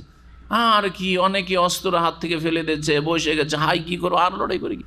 এইরকম বেশ কিছু সাহাবাই কেরাম শহীদ হয়ে যাওয়ার পরে অনেকে আহত হলেন। ওই সময় ওই পরিস্থিতিতে যুদ্ধ চলছে দুই দিক থেকে, সাহাবাই কেরামরা অনেকে এদিক সেদিক বিক্ষিপ্ত হওয়ার পরে আবার ফিরে আসেন রাসূলুল্লাহ সাল্লাল্লাহু আলাইহি ওয়াসাল্লামের কাছে, চারিদিকে ফিরে আসেন। ওই সময়টাই আল্লাহ রাব্বুল আলামিন মুমিনদের অন্তরে প্রশান্তি দান করার জন্য তাদের ওপর তন্দ্রা চাপিয়ে দিয়েছিলেন, ঢুলতে শুরু করেছিলেন। ঢুলা বুঝেন আপনারা?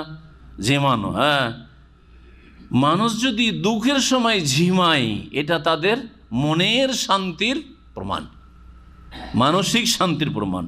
এমনিতে সহজে ঘুম আসে না, দুশ্চিন্তা থাকলে ঘুমে আসে না। আল্লাহ রাব্বুল আলামিনের যুদ্ধের ময়দানে মুমিনদের কি আল্লাহ এইভাবে কি করেছেন, এই নিয়ামত, মনের শান্তির, মানসিক শান্তির নিয়ামত দান করেছেন।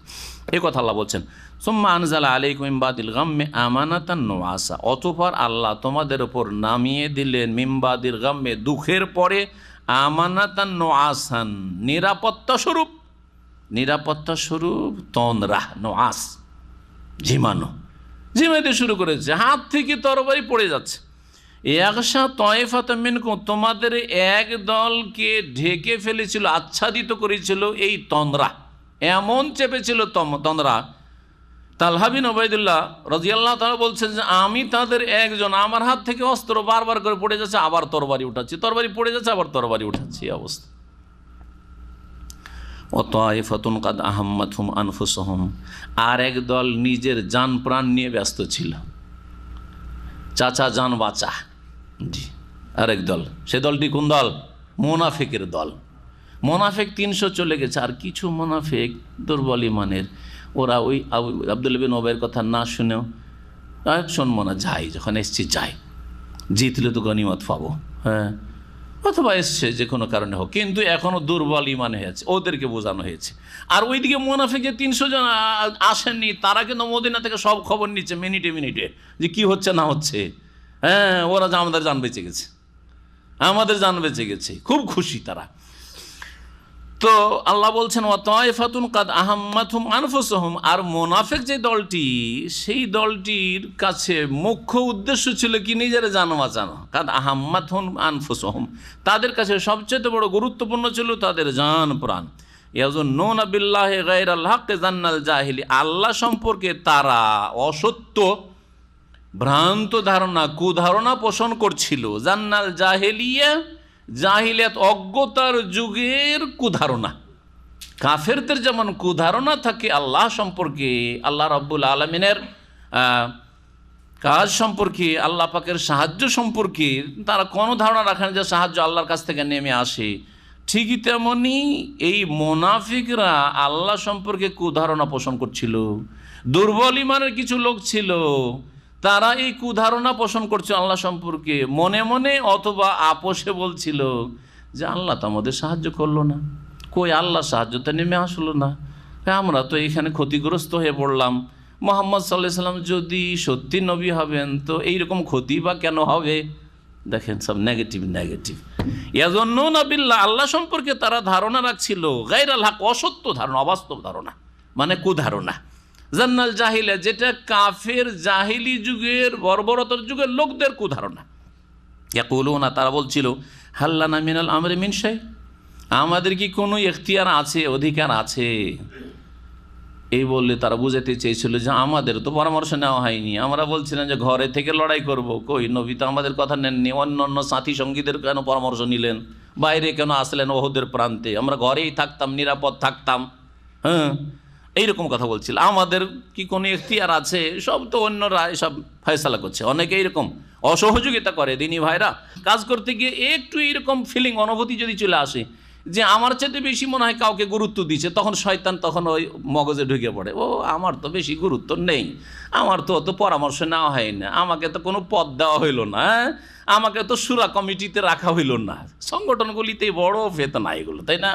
আমাকে তো এই পদ সেই পদ দেওয়া না, অমুক তো আমার চেয়ে তো অনেক জুনিয়র ছিল, ওকে কেন এটা দেওয়া হইল? বুঝছেন না? উনি শুধু কিছু লোকের কথা শুনে চলেন, হ্যাঁ, আমাদের কথা শোনেন না। হ্যাঁ, ওনাকে শুধু হ্যান্ডেল করে অমুক ব্যক্তি। এই যে কুধারণাগুলি, এগুলি কিন্তু শয়তানের রাস্তা। শয়তান মগজ খারাপ করে। কুধারণা কখনো ভালো জিনিস নয়, নিজের জন্য না, অন্যের জন্য নয়। কুল, হে নবী তাদেরকে বলে দাও, দেখো, ইন্নাল আমরা কুল্লাহুলিল্লাহ, সমস্ত কাজকর্মের মালিক আল্লাহ। সব কিছু কার হাতে? আল্লাহর হাতে রয়েছে। তোমাদের পরামর্শ নিলেই তোমরা এখানে জিতে যেতে আর ক্ষতিগ্রস্ত হতে না, এটা কি করে জানলে? পরামর্শ দুই দল দুটো দিচ্ছে, দুটো কি রাখা যাবে? আপনাকে যদি ওই জায়গায় বসিয়ে দেওয়া হয় আর আপনার কিছু সাথী সঙ্গী ডানে আছে, এরা একরকম পরামর্শ দিচ্ছে, আর আপনি আপনার সাথী সঙ্গীরা আর একরকম পরামর্শ দিচ্ছেন, আপনাদেরটা নিলে ওদেরটা নেওয়া হবে না, আর ওদেরটা নিলে আপনারটা নেওয়া হবে না। পরামর্শ নেওয়ার ক্ষেত্রে আসছে আয়াত, যিনি আমির হবেন অথবা যিনি শাসক হবেন অথবা যিনি যে কোনো নেতৃত্বে আছেন, পরামর্শ নেওয়ার পরে সিদ্ধান্ত তাঁর হবে। সিদ্ধান্ত তার যখন সিদ্ধান্ত নিয়ে নেবেন তিনি, মনের উল্টা হলো আনুগত্য করা তখন জরুরি হবে। আনুগত্য করা তখন ফি মানসাতে না মাকরাহে না, আমাদের ভালো লাগলেও মানতে হবে, আর আমাদের উল্টো, মনের উল্টো হলেও আমাদেরকে মানতে হবে। সামা এবং তা শোনা এবং আনুগত্য করা ফরজ করেছেন রাসূলুল্লাহ সাল্লাল্লাহু আলাইহি ওয়াসাল্লাম। হে নবী বলে দাও, সব কিছু তো আল্লাহর হাতে। ইউখফুনা ফি আনফুসিহিম মা লা ইউবদুনা লাক, হে নবী তোমার সামনে এমন কিছু প্রকাশ করে না যা তাদের মনে লুকায়িত আছে। ইউখফুনা ফি আনফুসিহিম, তাদের মনে লুকায়িত আছে, মা লা ইউবদুনা লাক, এমন এমন খারাপ কিছু যা তোমার সামনে তারা প্রকাশ করে না। ভিতর খারাপ তাদের, ভিতরে কপটতা, মুনাফিকি, ভিতরে ইসলামের বিজয় চাই না তারা, ভিতরে চাই যে কাফেররাই জিতুক, ভিতরে চাই না যে রাসূলুল্লাহ সাল্লাল্লাহু আলাইহি ওয়াসাল্লাম সাহাবায়ে কেরামদের বিজয় লাভ হোক ইত্যাদি। ইয়াকুলুনা লাউ কানা লানা মিনাল আমরি শাইউন মা কুতিলনা হাহুনা, এই মুনাফিক চরিত্রের লোকেরা বলে, যদি আমাদের পরামর্শ এই ক্ষেত্রে নেওয়া হইতো, আমাদের কোনো এখতিয়ার থাকতো, তাহলে মা কুতিলনা হাহুনা, আমরা এখানে নিহত হইতাম না। আমরা নিহত হইতাম না মানে নিহত হওয়ার পরে কি করে কথা বলবে? মানে আমাদের সাথী সঙ্গীরা এই সত্যের জন্য নিহত হইতো না। কুল, হে নবী তাদেরকে বলে দাও, লাউ কুনতুম ফি বুয়ুতিকুম, তোমরা যদি বাড়ির কোণাতেও ঢুকে থাকো, লাউ কুনতুম ফি বুয়ুতিকুম, তোমরা যদি বাড়িতেও থাকো, লাবারাজাল্লাযিনা কুতিবা আলাইহিমুল কাতলু ইলা মাযাজি, অবশ্যই বেরিয়ে আসবে ওই সব লোকেরা যাদের নিহত হওয়া অবধারিত আল্লাহ করেছেন, যাদের ভাগ্যে লেখা আছে যে ওকে এখানে খুন হইতে হবে, এখানে ওকে মরতে হবে, যেই অবস্থায় মরা আল্লাহ লিখে ওই অবস্থায় ওকে মরতেই হবে। কারো যদি লেখা থাকে যে কারো হাতে খুন হবে, ও বলবে আমি না, আমার স্ত্রী রানে মাথা দিয়ে মরবো, উপায় আছে নাকি? কোনো ক্ষমতা নেই তার। ও যদি বলে আমি কখনো বাড়ি থেকে বেরোবো না, তারপরও বেরোইতে হবে। এমন পরিস্থিতি হবে যে ও ভুলেই গেছে যে আমি তো বলেছি যে কোথাও বেরোবো না, বেরোইতে হবে তাকে। এর নাম হচ্ছে তাকদীর, এর নাম হচ্ছে কাযা ওয়াল কদর। অনেকে বলে আর গাড়িতে চড়বো না, আর একবার অ্যাক্সিডেন্ট হয়েছে, আর জীবনও গাড়িতে চড়বো না, বেঁচে যাবেন নাকি? উপায় আছে। আমি গ্রামে বাসবো, গাড়িতে চড়বো না, গ্রামে বাসবো আর পায়ে হাঁটবো। তারপরও এক সময় হয়তো আপনাকে নিরুপায় উঠতেই হলো গাড়িতে, উপায় আছে। আর গ্রাম অঞ্চলে মোটরসাইকেল আজকাল চলা যায় না হোন্ডা ছাড়া, তা ওতে তো আরও অ্যাক্সিডেন্ট হচ্ছে, আরও অ্যাক্সিডেন্ট হচ্ছে। উপায় নেই, যেটা যার ভাগ্যে আছে হবেই। মহান আল্লাহ তাই বলছেন যে লাউ কুনতুম ফি বুয়ুতিকুম, দেখো এই মুনাফিকরা তোমরা যদি তোমাদের বাড়িতে অবস্থান করতে, লাবারাজাল্লাযিনা কুতিবা আলাইহিমুল কাতলু ইলা মাযাজিহিম, অবশ্য বেরিয়ে আসতো ওই সব লোকেরা যাদের উপর তাদের নিহত হওয়া বিধিবদ্ধ করা হয়েছে, অবধারিত করা হয়েছে, ইলা মাযাজিহিম, তাদের মৃত্যু শয্যার দিকে। মাযাজে মানে মৃতসজ্জার দিকে। মাজাজের শাব্দিক অর্থ হচ্ছে মানুষ যখন কোনো জায়গায় আছাড় খেয়ে পড়ে, দাঁড়িয়েছিল আর পড়ে গেল, ওটা তার হচ্ছে মজ্জা। তো মৃত্যুসজ্জার দিকে ওয়ালিয়াবতালি আল্লাহ মাফি সুদুরিকুম, আর এই শাহাদাত তোমাদের 70 জনের হলো কেন? যাতে করে আল্লাহ তোমাদের অন্তরে যা কিছু আছে তার পরীক্ষা করেন। এর মাধ্যমে পরীক্ষা হইল যে কারা এই শাহাদাত সৌভাগ্য হয়েছে আমার সাথী সঙ্গীদের, এর জন্য খুশি, এবং তারা আহত হয়েছে, জখম হয়েছে, আল্লাহর রাস্তায় রক্ত ঝরেছে, খুশি, খাঁটি মুমিন। আর যারা বলছে যে আমার জানটা বেঁচে গেছে, আমি বেঁচে গেছি, আমার এ হয়েছে সে হয়েছে, আমি দূরে দূরেই ছিলাম এই জন্য বেঁচে গেছি, আমি সতর্ক সাবধান ছিলাম এই জন্য বেঁচে গেছি, এরা মুনাফিক চরিত্রের। ওয়ালিয়ুমাহিসা মাফি কুলুবিকুম, আর তোমাদের অন্তরে যা কিছু আছে তা আল্লাহ পরিশুদ্ধ করতে চান। অর্থাৎ কালিমা, অন্তরে যদি কিছু কালিমা থাকে, দোষ ত্রুটি থাকে, সেগুলির কাফার আল্লাহ মোচন করতে চান। আল্লাহু আলিমুম বিজাতিস সুদূর, এবং আল্লাহ রাব্বুল আলামিন অন্তরে যা কিছু আছে তা সম্পর্কে সম্যক জ্ঞানী। ইন্নাল্লাযীনা তাওয়াল্লাউ মিনকুম ইয়াওমাল তাকাল জামান ইন্নামাস্তাযাল্লাহুমুশ শাইতানু বিবাদি মা কাসাবু ওয়ালাকাদ আফাল্লাহু আনহুম ইন্নাল্লাহা গফুরুন হালিম। এখান থেকে আল্লাহ রাব্বুল আলামিন ঘোষণা করছেন ওই সব সাহাবায়ে কেরাম সম্পর্কে, যে সব সাহাবায়ে কেরাম এই ওহদের ময়দান থেকে যখন চারিদিক থেকে আক্রমণ শুরু হয়েছিল কাফেররা, তখন পলায়ন করেছিলেন। গোনা সাগিরা না কাবিরা? কাবিরা গোনা, কিন্তু আল্লাহ ক্ষমার ঘোষণা করে দিয়েছেন তাদের। কি করেছেন? ক্ষমার ঘোষণা করেছেন। এই আয়াতে তাই বলা হয়েছে ইন্নাল্লাযীনা তাওয়াল্লাউ মিনকুম, নিশ্চয় তোমাদের মধ্য থেকে যারা পৃষ্ঠদেশ দেখিয়ে পলায়ন করেছিল, রণক্ষেত্র থেকে কাফেরদেরকে পিঠ দেখিয়েছিল, ইয়াউমাল তাকাল জামান, ওই দিনে যেই দিন দুটো দল পরস্পর মুখোমুখি হয়েছিল, কাফের দল এবং মুমিন দল মুখোমুখি হয়েছিল ওহদের প্রান্তে, এরা কেন এরকম কাজ করেছিল, পিঠ ফিরিয়ে পলায়ন করেছিল? ইন্নামাস্তাযাল্লাহুমুশ শাইতানু বিবাদি মা কাসাবু, তাদের কিছু অতীতের কৃতকর্মের কারণে শয়তান তাদের পদস্খলন ঘটিয়েছে। ইস্তাজাল্লাহ মানে পা পিছলিয়ে দেওয়া, হ্যাঁ, পদস্খলন ঘটানো। শয়তান তাদের পদস্খলন ঘটিয়েছে। ইস্তাজাল্লাহুমুশ শাইতান, কি জন্য শয়তান এই সুযোগ পেল? বিবাদে মা কাসাবু, অতীতে যেসব তাদের কাজকর্ম রয়েছে তাতে কিছু ত্রুটি আছে, যার কারণে মানুষের জীবনে কিছু ত্রুটি হইতে পারে। বিশেষ করে এই ত্রুটি এক শ্রেণীর লোকের ত্রুটি, যে নবী সাল্লাল্লাহু আলাইহি ওয়াসাল্লামের অবাধ্য হলেন। একটা অবাধ্যতাকে আল্লাহ বারবার এইভাবে যে বর্ণনা করছেন, এই একটা কথা শুধু নবী সাল্লাল্লাহু আলাইহি ওয়াসাল্লামের কী করেছিলেন? মানব না এই কথা বলেননি, যুক্তি পেশ করেছিলেন। হ্যাঁ, আর যুক্তি দিয়ে বলছেন নবী সাল্লাল্লাহু আলাইহি ওয়াসাল্লাম কথাটি এর আগ পর্যন্ত, এখন আর চলে না, ঠিক না? নবী সাল্লাল্লাহু আলাইহি ওয়াসাল্লাম বলেছেন যে উদ্দেশ্য ছিল যে যতক্ষণ কাফেররা ময়দানে আছে ততক্ষণ, এখন কাফের তো ময়দান ছেড়ে পালিয়ে গেছে, ঠিক কিনা? তাহলে জীবনে কত নাফরমানি আমরা করছি আর করছেন, চিন্তা করুন তো দেখি। ফজর নামাজ জামাতে পড়েছেন, ফজর উঠার জন্য চেষ্টা করে অ্যালার্ম লাগিয়ে রেখেছেন, হ্যাঁ, কতটি গুনাহ সকাল থেকে করেছেন আপনি, প্রতিদিন কত গুনাহ করছেন, চোখের গুনাহ কত করছেন, কত নোংরা ছবি দেখছেন, কত মহিলার ছবি দেখছেন, আর কত রকমের অন্তরে খারাপ কালিমা, হিংসা, বিদ্বেষ, শত্রুতা, আর কত রকমের যে পাপ রয়েছে, কত আল্লাহর নাফরমানি, কত রাসূল সাল্লাল্লাহু আলাইহি ওয়াসাল্লামের নাফরমানি করছেন, হ্যাঁ, ফরজ ওয়াজিবে ঘাটতি, হারাম নাজায়েজে লিপ্ত, আর তারপরে কেমন করে বালা মুসিবত থেকে বাঁচবেন? আল্লাহ তো আমাদের রহম করেছেন যে আমাদের এত পাপ থাকা সত্ত্বেও আল্লাহ আমাদেরকে সহি সালামত রেখেছেন। যদি আল্লাহ আমাদেরকে এক একটা করে ধরতেন তো মা তারাকা আলা যাহরিহা মিন দাব্বাহ, আল্লাহ করে বলছেন, যদি মানুষের পাপের কারণে আল্লাহ এক একটা করে ধরতেন তাহলে এই ভূপৃষ্ঠে, এই জমিনের ওপর একটি প্রাণীকে আল্লাহ রাখতেন না, সব কিছু ধ্বংস করে দিতেন আল্লাহ রাব্বুল আলামিন পাপের কারণে। সুতরাং সাবধান হবেন। আপনি পাপী মনে করছেন না, জামাত ছাড়ছেন পাপী মনে করছেন না, নামাজ 4 ওয়াক্ত পড়ছেন আর বলছেন না আমি সবই করতে পারছি, শুধু এই ফজরটাই পড়তে পারি না, এমন কোনো ব্যাপারই নয় মনে হয়। আর কত যে আল্লাহর আযাব, আল্লাহর ক্রোধ আপনার ওপর হচ্ছে, আপনি চিন্তাই করতে পারেন না। আপনি দাঁড়িয়ে রাখছেন না সারা জীবন, আর কোন শখটা থেকে গেছে আপনার? হ্যাঁ, কি আপনি মহিলা সাজতে চাইছেন নাকি? হ্যাঁ, উদ্দেশ্যটা কি আপনার? এতে কোন ইজ্জতটা বেড়ে যাচ্ছে? দাঁড়িয়ে রাখেন তো আমার এই সম্মানটা বেড়ে গেছে। কোন লাভটা? একটা টাকা লাভ আছে দাড়ি না রাখলে, দেখান তো কেউ দেখি। আশ্চর্য কথা। যদি প্রতি বছরের মান্থলি হিসাব করেন যে দাড়ি সেভ করাতে কত টাকা মাসে খরচ, তাহলে 12 মাসে কত খরচ, তাহলে আমি 30 বছর ধরে যে দাড়ি সেভ করছি তো কত টাকা আমি এতে হারামে অপচয় করেছি। আর এই হারামে খরচ করা হচ্ছে তাবজির, আর তাবজির অপচয়কারী হচ্ছে, অপব্যয়কারী হচ্ছে শয়তানের ভাই। আর শয়তানের ভাই কখনো ভালো মানুষ হয় না। এই ক্যালকুলেশনটা লাগান তো দেখি যে কোথায় আছেন আপনি।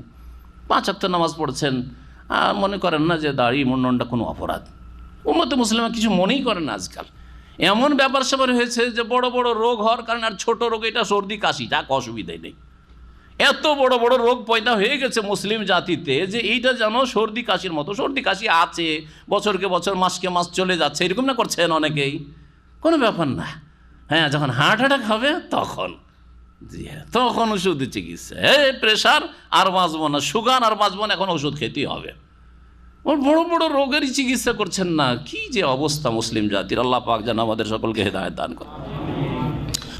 মহান আল্লাহ বলছেন যে এটা কেন হয়েছিল।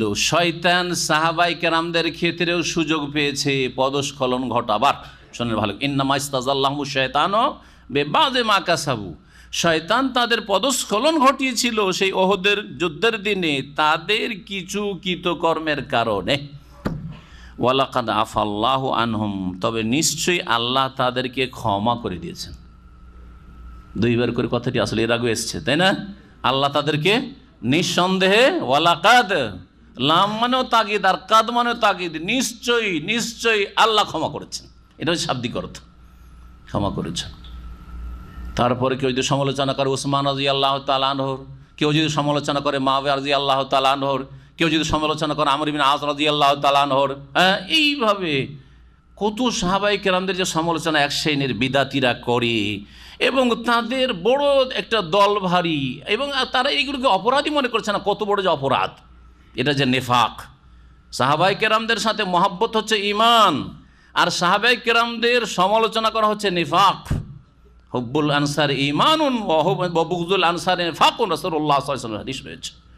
আনসারীদের যদি ভালোবাসা ঈমান হয়, আর আনসারীদের সাথে বিদ্বেষ আর তাদের উপর মন্তব্য করা, তাদের কটূক্তি করা যদি নিফাক হয়, তাহলে আনসারের চাইতে মর্যাদা মুহাজিরিনদের বেশি। এই মর্মে ইজমা রয়েছে। ভালো করে শুনুন, আনসারি দল একদিকে রাখেন যদি, আর মুহাজির দল রাখেন, তাহলে মুহাজিররা আনসার চাইতে শ্রেষ্ঠ। মনে রাখবেন, এটি হচ্ছে আহলে সুন্নাত ওয়াল জামাতের আকীদা। তবে ব্যক্তি পর্যায়ে কিছু আনসারি কিছু মুহাজির চাইতে উত্তম, সেটা আলাদা কথা। কিন্তু দল হিসাবে আনসারের চাইতে মুহাজির হিজরত করে এসেছে, ঘর বাড়ি পরিবার আত্মীয় স্বজন মাতৃভূমি সব কিছু ছেড়ে এসছে। তারা আল্লাহর জন্য, আল্লাহ সন্তুষ্টির জন্য হিজরত করেছে, পরকালের মুক্তির জন্য হিজরত করেছে। দিনকে সাহায্য করব, শক্তিশালী করব, দিনের দাওয়াত পৌঁছাবো। মানব জাতি পর্যন্ত মক্কার লোকেরা শুনলো না মানলো না, তাইফের লোকেরা শুনলো না মানলো না, সেই জন্য মদিনা যাচ্ছি, এই উদ্দেশ্যে হিজরত করেছে। এই জন্য কোরআনে কারিমে বা হাদিসে আগে মুহাজিরের নাম এসেছে, তারপরে আনসারের নাম এসেছে। লিল ফুকারাইল মুহাজিরিন আল্লাযিনা উখরিজু মিন দিয়ারিহিম, তারপরে ওয়াল্লাযিনা তাবাওয়াউদ দারা ওয়াল ঈমান, আনসার। হ্যাঁ, মিনাল মুহাজিরিন ওয়াল আনসার। কোরআনে যেখানে দেখবেন আগে মুহাজির আর তারপরে আনসারদের কথা আল্লাহর উপরে বলেন। আল্লাহ পাক বলছেন ওয়ালাকাদ আফাল্লাহু আনহুম, নিশ্চয়ই নিশ্চয়ই আল্লাহ তাদেরকে ক্ষমা করে দিয়েছেন। ইন্নাল্লাহা গফুরুন হালিম, নিশ্চয়ই আল্লাহ রাব্বুল আলামিন বড় মার্জনাকারী আর বড় ধৈর্যশীল, বড় ধৈর্যশীল। এখানে হাদিস নাই, মুসনাদে আহমদে রয়েছে শাকিক রাহিমাহুল্লাহ থেকে প্রখ্যাত, তাই বলছে লাকিয়া আব্দুর রহমান ওয়াফ আল ওয়ালিদ বিন উকবা ফাকাল লাহুল ওয়ালিদ মালি আরাকা জাফাত আমির আল মুমিন উসমান। আব্দুর রহমান আউফ রাদিয়াল্লাহু তাআলা আনহুর সাথে ওয়ালিদ বিন উকবার দেখা হলো। তারপরে ওয়ালিদ বললেন যে কি ব্যাপার, আপনি আমিরুল মুমিনিন তৃতীয় খলিফা উসমান রাদিয়াল্লাহু তাআলা আনহুর সাথে সম্পর্ক যেন একটু দূরে দূরে রাখছেন কেন? ফাকাল লাহু আব্দুর রহমান আবলিগু আন্নী লাম আফিররা ইয়াওমা আইনাইন, বলছেন যে তাকে এই কথা বলে দিও যে আমি আইনানের যুদ্ধে পালায়ন করিনি। কালা আসেম ইয়াকুল ইয়াউমা উহুদ, সেটা হচ্ছে উহুদের যুদ্ধ। ওয়ালাম আতাখাল্লাফ আন বদরিন, আর বদরে আমি পিছপা হয়ে থাকিনি, বদরেও হাজির হয়েছিলাম। ওয়ালাম আতরক সুন্নাত ওমর, আর ওমরের আদর্শ আমি ছাড়িনি। মানে ইঙ্গিত করে যেন উসমান রাদিয়াল্লাহু তাআলা আনহুর কিছু সমালোচনা করতে চাইলেন। তারপরে ওয়ালিদ বিন উকবা গেলেন উসমান রাদিয়াল্লাহু তাআলা আনহুর কাছে, গিয়ে বিষয়গুলি বললেন যে আব্দুর রহমান ইবনে আউফ এই কথাগুলি আপনার কাছে এই মেসেজগুলি পৌঁছাইতে বলেছেন। তালাফান তালাকা ফাখাবার বেজালেক উসমান, তারপরে গিয়ে উসমান রাদিয়াল্লাহু তাআলা আনহুকে এই খবরগুলি পৌঁছালেন। ফাকালা আম্মা কওলু ইন্নী লাম আফিররা ইয়াউমা আইনাইন, আমি ওহুদের যুদ্ধে পলায়ন করিনি। ফাকাইফা ইউআইয়ুরিনি বিযাম্মিন কাদ আফাল্লাহু আনহু, ওহুদের যুদ্ধে যখন চারিদিক থেকে তীর বর্ষণ এবং চারিদিক থেকে আক্রমণ শুরু হয়েছিল কাফেরদের, সেই সময় অনেকে পলায়ন করেছিল, তার আমি একজন ছিলাম। কিন্তু তাকে কথা বলে দিও যে আল্লাহর কোরআনের এই আয়াতটি কি সে জানে না? আয়াত নম্বর হচ্ছে 155, সূরা আলে ইমরান আয়াত নম্বর 155, ওয়ালাকাদ আফাল্লাহু আনহুম। আব্দুর রহমান বিন আউফকে স্মরণ করিয়ে দিই এই আয়াতটি, ইন্নাল্লাযিনা তাওয়াল্লাউ মিনকুম ইয়াওমাল তাকাল জামআন ইন্নামাস্তাযাল্লাহুমুশ শাইতানু বিবাযি মা কাসাবু। দেখেন, অনেকেই ইবাদত বন্দেগীতে আখলাক চরিত্রে অনেক অ্যাডভান্স, কিন্তু জেহাদের ময়দানে বা লড়াইয়ের ময়দানে বা মারামারির ক্ষেত্রে যখন প্রয়োজন, জানের ঝুঁকি, তখন হয়তো ওই হিম্মত ওই সাহস রাখতে পারেন না। সবাই কি এক সমান হইতে পারে? সবাই এক সমান হইতে পারে না। তো উসমান রাদিয়াল্লাহু তাআলা আনহু ওহুদের যুদ্ধ থেকে বেরিয়ে পড়েছিলেন। ওই সময় যখন দেখলেন চারিদিক থেকে হামলা একবার প্রচণ্ড শুরু হয়েছে, বললেন যে আল্লাহ তো মাফ করে দিয়েছেন, আল্লাহ মাফ করে দিলেন, আব্দুর রহমান আউফ মাফ করবেন না, আমার এখনও ভুল ধরছে। এটা কেমন কথা হইল? তাহলে কি বোঝা গেল? সাহাবাই কেরামরা শিখেছেন, খলিফায়ে রাশেদ ওসমান রাদিয়াল্লাহু তাআলা আনহু শিখেছেন, কোরআনে কারীম আল্লাহ যখন মাফ করে দিয়েছেন কারো এই ব্যাপারে এই বিষয়টি উঠাবার যে অমুক পলায়ন করেছে এই অধিকার নেই। আর যদি এরকম করে যদি বিরূপ মন্তব্য কেউ করে, তাহলে সে ভালো কাজ করলো না, মন্দ কাজ করলো। কাইফা ইউআইয়ুরিনি বিযাম্মিন কাদ আফাল্লাহু আনহু, কীভাবে আমাকে সেই গুনার কথা দিয়ে খোঁটা দিচ্ছে অথচ আল্লাহ আমাকে মাফ করে দিয়েছেন। ওয়াম্মা কওলুহু, আর তার কথা যে আব্দুর রহমান বলছেন আমি বদরে কিন্তু পিছিয়ে ছিলাম না, বদরে শরিক হয়েছিলাম, তার মানে উসমান বদরে শরিক হয়নি। আসল রহস্য না জেনে মন্তব্য করা, এরকমই ভুল মন্তব্য হয়। এই জন্য বলছেন যে বদরে কেন হাজির হয়নি? ফাইন্নি কুনতু ওমর রেজো রোকেয়া বিনতে রাসূলিল্লাহ সাল্লাল্লাহু আলাইহি ওয়াসাল্লাম, রোকাইয়া বিনতে রাসূলিল্লাহ সাল্লাল্লাহু আলাইহি ওয়াসাল্লাম।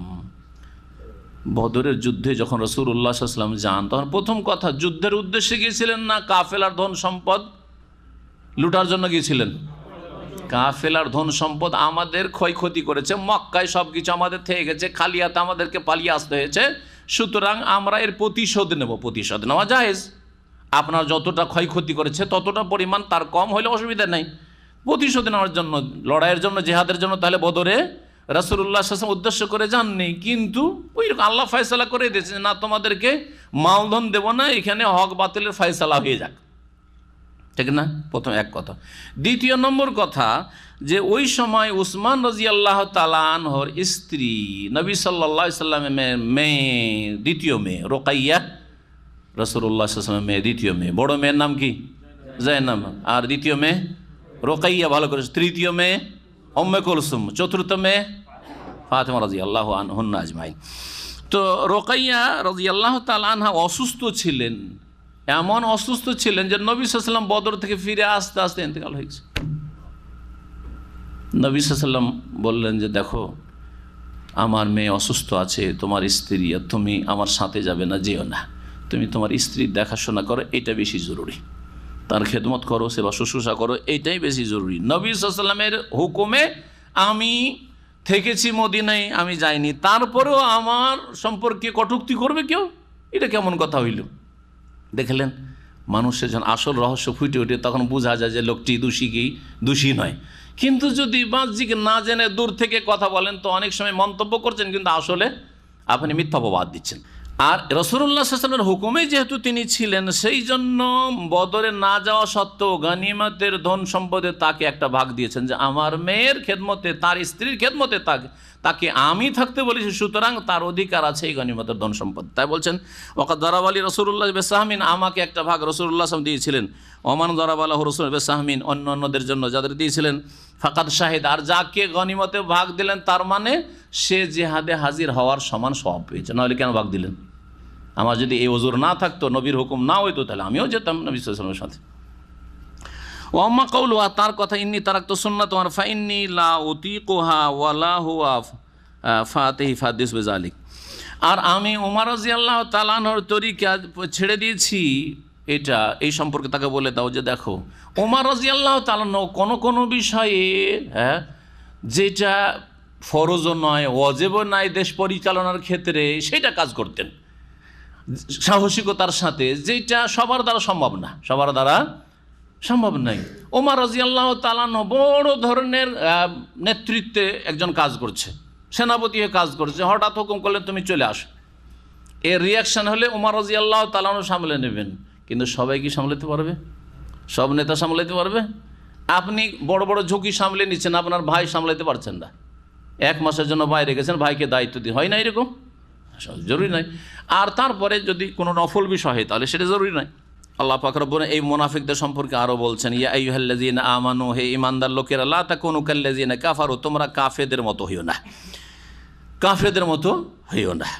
কাফেররা কি করে তাই বলছে, ওয়াকালু লিইখওয়ানিহিম, কাফেররা তাদের বন্ধু বান্ধব ভাইদেরকে বলে তোমরা এইরকম যদি বলো, ওয়াকালু লিইখওয়ানিহিম, আর তারা বলে নিজের ভাই বেরাদরকে, ইযা দারাবু ফিল আরজ, যখন তারা আল্লাহর জমিনে পৃথিবীতে ভ্রমণ করে, আও কানু গুজ্জান, অথবা লড়াইয়ের জন্য কোথাও যায়, লাউ কানু ইনদানা, তারা যদি এই সফরে না যেত অথবা এই যুদ্ধে না যেত, মা মাতু, তাহলে মরতো না, অমা কতুলু, অথবা নিহত হইতো না। কাফেররা এটা কথা বলে যে এই যে হজের সফরে গেল, এবার যদি হজে না যেত তো লোকটা মরতো না, এরকম কথা অনেকে বলে না, বলে না? এটা কার কথা? আল্লাহ বলছেন যে লা তাকুনু কাল্লাযীনা কাফারু, এটা কাফেরদের কথা, মুমিন মুসলিম বলবে না। হজের সফরের উদাহরণ দিলাম, কেউ জিহাদের সফরে গেছে, লোকটা যদি এরকম জিহাদে না যেত তাহলে মরতো না, ওহদে না গেলে এরকম মরতো না, বদরে না গেলে মরতো না। এইরকম কথা যদি কেউ বলে, এটা কার কথা? কাফেরদের কথা। কাফেরদের কথা কোনো মুমিন বলতে পারে না, মুনাফিকই বলতে পারে, মুনাফিকই সেই কথা বলতে পারে। তাই আল্লাহ বলছেন যে এটা মুনাফিকদের চরিত্র, তোমরা ওই রকম হয়ে না মুমিনরা। কারণ এইরকম কথা বললে আরও দুঃখ বাড়বে, আক্ষেপ বাড়বে, যে হাই রে আমার বাবা যদি এবার হজে না যেত তো মরতো না, হজে গিয়ে এরকম হইল, 2 বছর আগে হজে ক্ষয়ক্ষতি হইল কিনা অনেকের। যদি কেউ বলে যে আমার বাবা এই বছর, আমার মা ওই বছর মারা গেছে, গিয়ে হজের ভিড় ভাড়ে, ওহ যদি হজে না পাঠাইতাম তো এরকমটা হইতো না, আমার মা এখনও থাকতো। এটা কাফেরদের কথা। তার ভাগ্যে ওইটা আছে, আপনি এদিক সেদিক করতে পারবেন না, কোনো শক্তি নাই পৃথিবীর, আপনি কেন সারা পৃথিবী পারবে না। মহান আল্লাহ বলছেন, লিয়াজআলাল্লাহু যালিকা হাসরাতান ফি কুলুবিহিম, এইরকম কথা বলে লাভ কিছু না, বরং আল্লাহ করতে চান এর মাধ্যমে তাদের অন্তরে আক্ষেপ, তাদের মনের দুঃখ বাড়িয়ে দিতে চান। আল্লাহ ইউহয়ী ওয়া ইউমীত, হায়াত মতের মালিক একমাত্র আল্লাহ, আল্লাহ জীবন দান করেন, আল্লাহ মৃত্যু দান করেন। মৃত্যু চলে এসছে, আল্লাহ দিচ্ছেন, কোনো শক্তি সেটাকে পিছিয়ে দিতে পারবে না। হায়াত আছে, কোনো শক্তি তার হায়াত কমিয়ে দিতে পারবে না। আল্লাহ বিমা তা'মালুনা বাসীর, তোমরা যা কিছু করো সব কিছুই আল্লাহ দেখছেন। ওয়ালাইন কুতিলতুম ফি সাবিলিল্লাহ, আর তোমরা যদি আল্লাহর রাস্তায় নিহত হও, আও মুতুম, অথবা আল্লাহর রাস্তায় গিয়ে মারা যাও, মৃত্যুবরণ করো, লামাগফিরাতুম মিনাল্লাহি ওয়া রাহমা খায়রু মিম্মা ইয়াজমাউন, তাহলে আল্লাহর পক্ষ থেকে যে মার্জনা রয়েছে এবং অনুগ্রহ রহমত রয়েছে, মানুষরা পৃথিবীতে দুনিয়ার সামগ্রী যা সঞ্চিত করে তার চাইতে অবশ্যই উত্তম। খায়রু মিম্মা ইয়াজমাউন, যা কিছু তারা সঞ্চয় করে পৃথিবীতে তার চাইতে উত্তম হচ্ছে কি? আল্লাহর পক্ষ থেকে ক্ষমার ঘোষণা আর আল্লাহর রহমত। আল্লাহর ক্ষমা যদি হয়ে যায়, আল্লাহর রহমত হয়ে যায় তো জান্নাত নিশ্চিত। কিন্তু দুনিয়ার যদি আপনি সবচাইতে বড় ধনী হয়ে যান, নাম্বার 1, সিরিয়ালে 10 জনের 1 জন হয়ে যান পৃথিবীর, কি পাবেন মতের পরে? খালি হাতে যেতে হবে, তাই না? আমল নেই, সর্বহারা, আপনি মানুষের হক নষ্ট করে গেছেন, সর্বহারা। নেকি দিতে দিতে শেষ, নেকি থাকলেও, আর নেকি না থাকলে তো বলতেই হবে না, অন্যের গুনার বোঝা বাড়তেই আছে, জুলুম করে গেছে। ওয়ালাইন মুতুম আও কুলতুম লা ইলাল্লাহি তুহশারুন, দেখো তোমরা মরো অথবা নিহত হও, মানুষের দুটোর একটা হবে, হয় সাধারণ মরণ মরবে বিছানায়, আর না হলে না হলে নিহত হবে, দুটোর একটা, তাই না? মানুষের দুনিয়া থেকে বিদায়ের দুটো উপায়, হয় নিহত, কোথাও নিহত হইল, আর না হলে মৃত্যুবরণ করলো। আর তৃতীয় কোনো পথ আছে নাকি যে না মরবো না আর নিহত হব না, বেঁচে থাকবো, উপায় আছে নাকি? কোনো উপায় নেই। তারপরে কি হবে? মওতের পরে বা নিহত হওয়ার পরে লা ইলাল্লাহি তুহশারুন, অবশ্যই অবশ্যই আল্লাহর কাছে তোমাদেরকে সমবেত করা হবে, একত্রিত করা হবে। ফাবিমা রাহমাতিম মিনাল্লাহি লিনতা লাহুম ওয়ালাউ কুনতা ফাযযান গালিযাল কলবি লানফাদ্দু মিন হাওলিক ফাআফু আনহুম ওয়াস্তাগফির লাহুম ওয়াশাওিরহুম ফিল আমর ফাইজা আযামতা ফাতাওয়াক্কাল আলাল্লাহ ইন্নাল্লাহা ইউহিব্বুল মুতাওয়াক্কিলিন। এখানে নবী মুহাম্মদ রাসূলুল্লাহ সাল্লাল্লাহু আলাইহি ওয়াসাল্লামের কিছু উত্তম চরিত্রের দিক তুলে ধরা হয়েছে, যেগুলি আমাদের জন্য উত্তম আদর্শ। কোরআনে কারীমের কথা এবং রাসূলুল্লাহ সাল্লাল্লাহু আলাইহি ওয়াসাল্লামকে আল্লাহ পাক এই উত্তম চরিত্র দান করেছেন। মহান আল্লাহ বলছেন, ফাবিমা রাহমাতিম মিনাল্লাহ, আল্লাহর অনুগ্রহে হে নবী মুহাম্মদ সাল্লাল্লাহু আলাইহি ওয়াসাল্লাম, লিনতা লাহুম, তুমি তোমার সাথী সঙ্গীদের জন্য, মুমিন মুসলিমদের জন্য নম্র হয়েছে, নরম চরিত্রের হয়েছে, হ্যাঁ, কোমল হৃদয়ের হয়েছে, অন্তর নরম, কথাবার্তা নরম, আচার আচরণ নরম। এটা কে দিয়েছেন তোমাকে? আল্লাহর দয়া, এটা আল্লাহর রহমত। তাহলে কাউকে যদি আল্লাহ নম্র ব্যবহারের করেন, মিষ্টি ভাষী করেন, এটা আল্লাহর বিশেষ অনুগ্রহ, তার ওপর শুকরিয়া আদায় করা উচিত। আর যদি কেউ কর্কশভাষী হয়, নিষ্ঠুর হয়, পাষাণ হয়, খারাপ চরিত্রের হয়, তাহলে তার সংশোধন করা উচিত একজন মুসলিম হিসাবে, তার তরবিয়ত নেওয়া উচিত, ট্রেনিং করা উচিত। ওয়ালাউ কুনতা ফাযযান গালিযাল কলবি, তুমি যদি রূঢ় হও, ফাযযান শক্ত চরিত্রের, গালিযাল কলবি এবং শক্ত কঠিন অন্তরের হও। অন্তর হচ্ছে শক্ত, নরম হতে চাই না, আর আচরণ হচ্ছে খারাপ, ফাজ, কর্কশ ভাষী। ফাজ হচ্ছে কর্কশ ভাষী, ভাষায় কোনো মিষ্টি নেই, স্বাদ নেই, নম্রতা নেই, আচার আচরণ চলাফেরাতে কোনো আপনার স্বাদ নেই, সবগুলি হচ্ছে আপনার শুকনো, এরকম যেন না হয়। যদি এই রকম হও তাহলে কি হবে? লানফাদ্দু মিন হাওলিক, তোমার আশপাশ থেকে লোকেরা কি করবে? দূরে সরে যাবে। রাসূলুল্লাহ সাল্লাল্লাহু আলাইহি সাল্লামের পাশ থেকেও যদি দূরে সরে যাওয়ার কথা আল্লাহ বলেন, খারাপ চরিত্র হলে, কর্কশ ভাষী হইলে আর শক্ত অন্তরের হলে, তাহলে আমি আপনি যদি খারাপ চরিত্রের হই, কর্কশ ভাষী হই, কথাতে যদি স্বাদ না থাকে, আচরণে যদি কোনো রকমের নম্রতা না থাকে, তাহলে কি অবস্থা হবে বলুন দেখি। ফাআফু আনহুম, সুতরাং মানুষ ভুল করতে পারে, তাদেরকে ক্ষমা করো।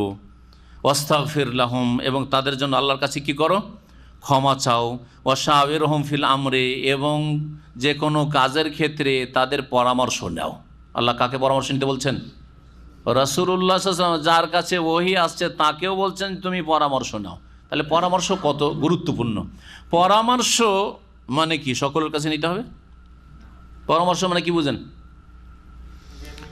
পরামর্শ আপনারা সকলের কাছে নেন না, যাকে যোগ্য মনে করেন তার কাছে নেন? যাকে যোগ্য মনে করেন তার কাছে নেন, ঠিক না? পরামর্শ সম্পর্কে দুটি আয়াত রয়েছে, এখানে একটি রয়েছে, আর একটা সূরার নামই রয়েছে সূরায়ে শূরা। ও আমরুহুম শূরা বাইনহুম, ও আমরুহুম শূরা বাইনহুম, মুসলিমদের কাজকর্ম সম্পাদিত হয় তাদের মশওয়ারা, পরামর্শের ভিত্তিতে, পরামর্শের মাধ্যমে, পরামর্শ করে কাজকর্ম। পরিবারের ক্ষেত্রে ভাইরা আছে, ভাইদেরকে নিয়ে পরামর্শ করবে, বাপ মায়ের সাথে পরামর্শ, তার আগে বাপ মায়ের সাথে পরামর্শ করবে, বড়োদের সাথে পরামর্শ করবে, যারা যেই বিষয়ের পণ্ডিত তাদের কাছে সেই বিষয়, সেই সাবজেক্টে পরামর্শ নেবে। জি, ওয়াশাওিরহুম ফিল আমরে ওয়া আমরুহুম শূরা বাইনহুম। এই দুটি আয়াত সম্পর্কে একজন বড় বক্তা আর খুব বড় ফেমাস মানুষ, সে বলছে আল্লাহ কোরআনে গণতন্ত্রের কথা বলেছেন। আল্লাহ কোরআনে কি বলেছেন? গণতন্ত্রে। এটা হচ্ছে এমন অপরাধ, যে অপরাধটি আল্লাহ ইহুদিদের ক্ষেত্রে বলেছেন, অর্থাৎ অর্থের কি করা? বিকৃতি ঘটানো, তাহরিফ, শব্দের বিকৃতি ঘটাতে পারেনি, কিন্তু অপব্যাখ্যা করা, অর্থের বিকৃতি ঘটানো, এটা এই উম্মতের গোমরা বিদাতিরা করবে। কোরআনে গণতন্ত্রের কথা আছে, কি বলছে? কোরআনে গণতন্ত্র, গণতন্ত্রে ভোট শুধু যোগ্য ব্যক্তির কাছ থেকে নেওয়া হয় না। হ্যাঁ হ্যাঁ, যদি কুকুর শিরগালও যদি ভোট দিতে পারতো তো ওদের কাছ থেকে নেওয়া হইতো, ওদের কাছ থেকে নেওয়া হইতো। বরং কুকুর শিরগাল চাইতো নিকৃষ্ট যারা, তাদের আল্লাহ কোরআন ভাষায় যারা নিকৃষ্ট বলেছেন, উলাইকা কাল আনআমি বাল হুম আযাল, ওরাই চতুষ্পদ জন্তু, বরং তার চাইতে অধম, তাদের কাছ থেকেও সমানভাবে ভোট নেওয়া হয়। হয় না? হয় না? মুসলিম আর কাফের ভোট সমান, সৎ আর অসতের ভোট সমান, ঠিক না? আল্লামা আলেমে দিন আর মুফাসসিরে কোরআন আর সমাজের ওয়াকাট মূর্খ ভোট সমান, ঠিক কিনা? শাহবালক হইলি হলো কত বছর? 18 না 21?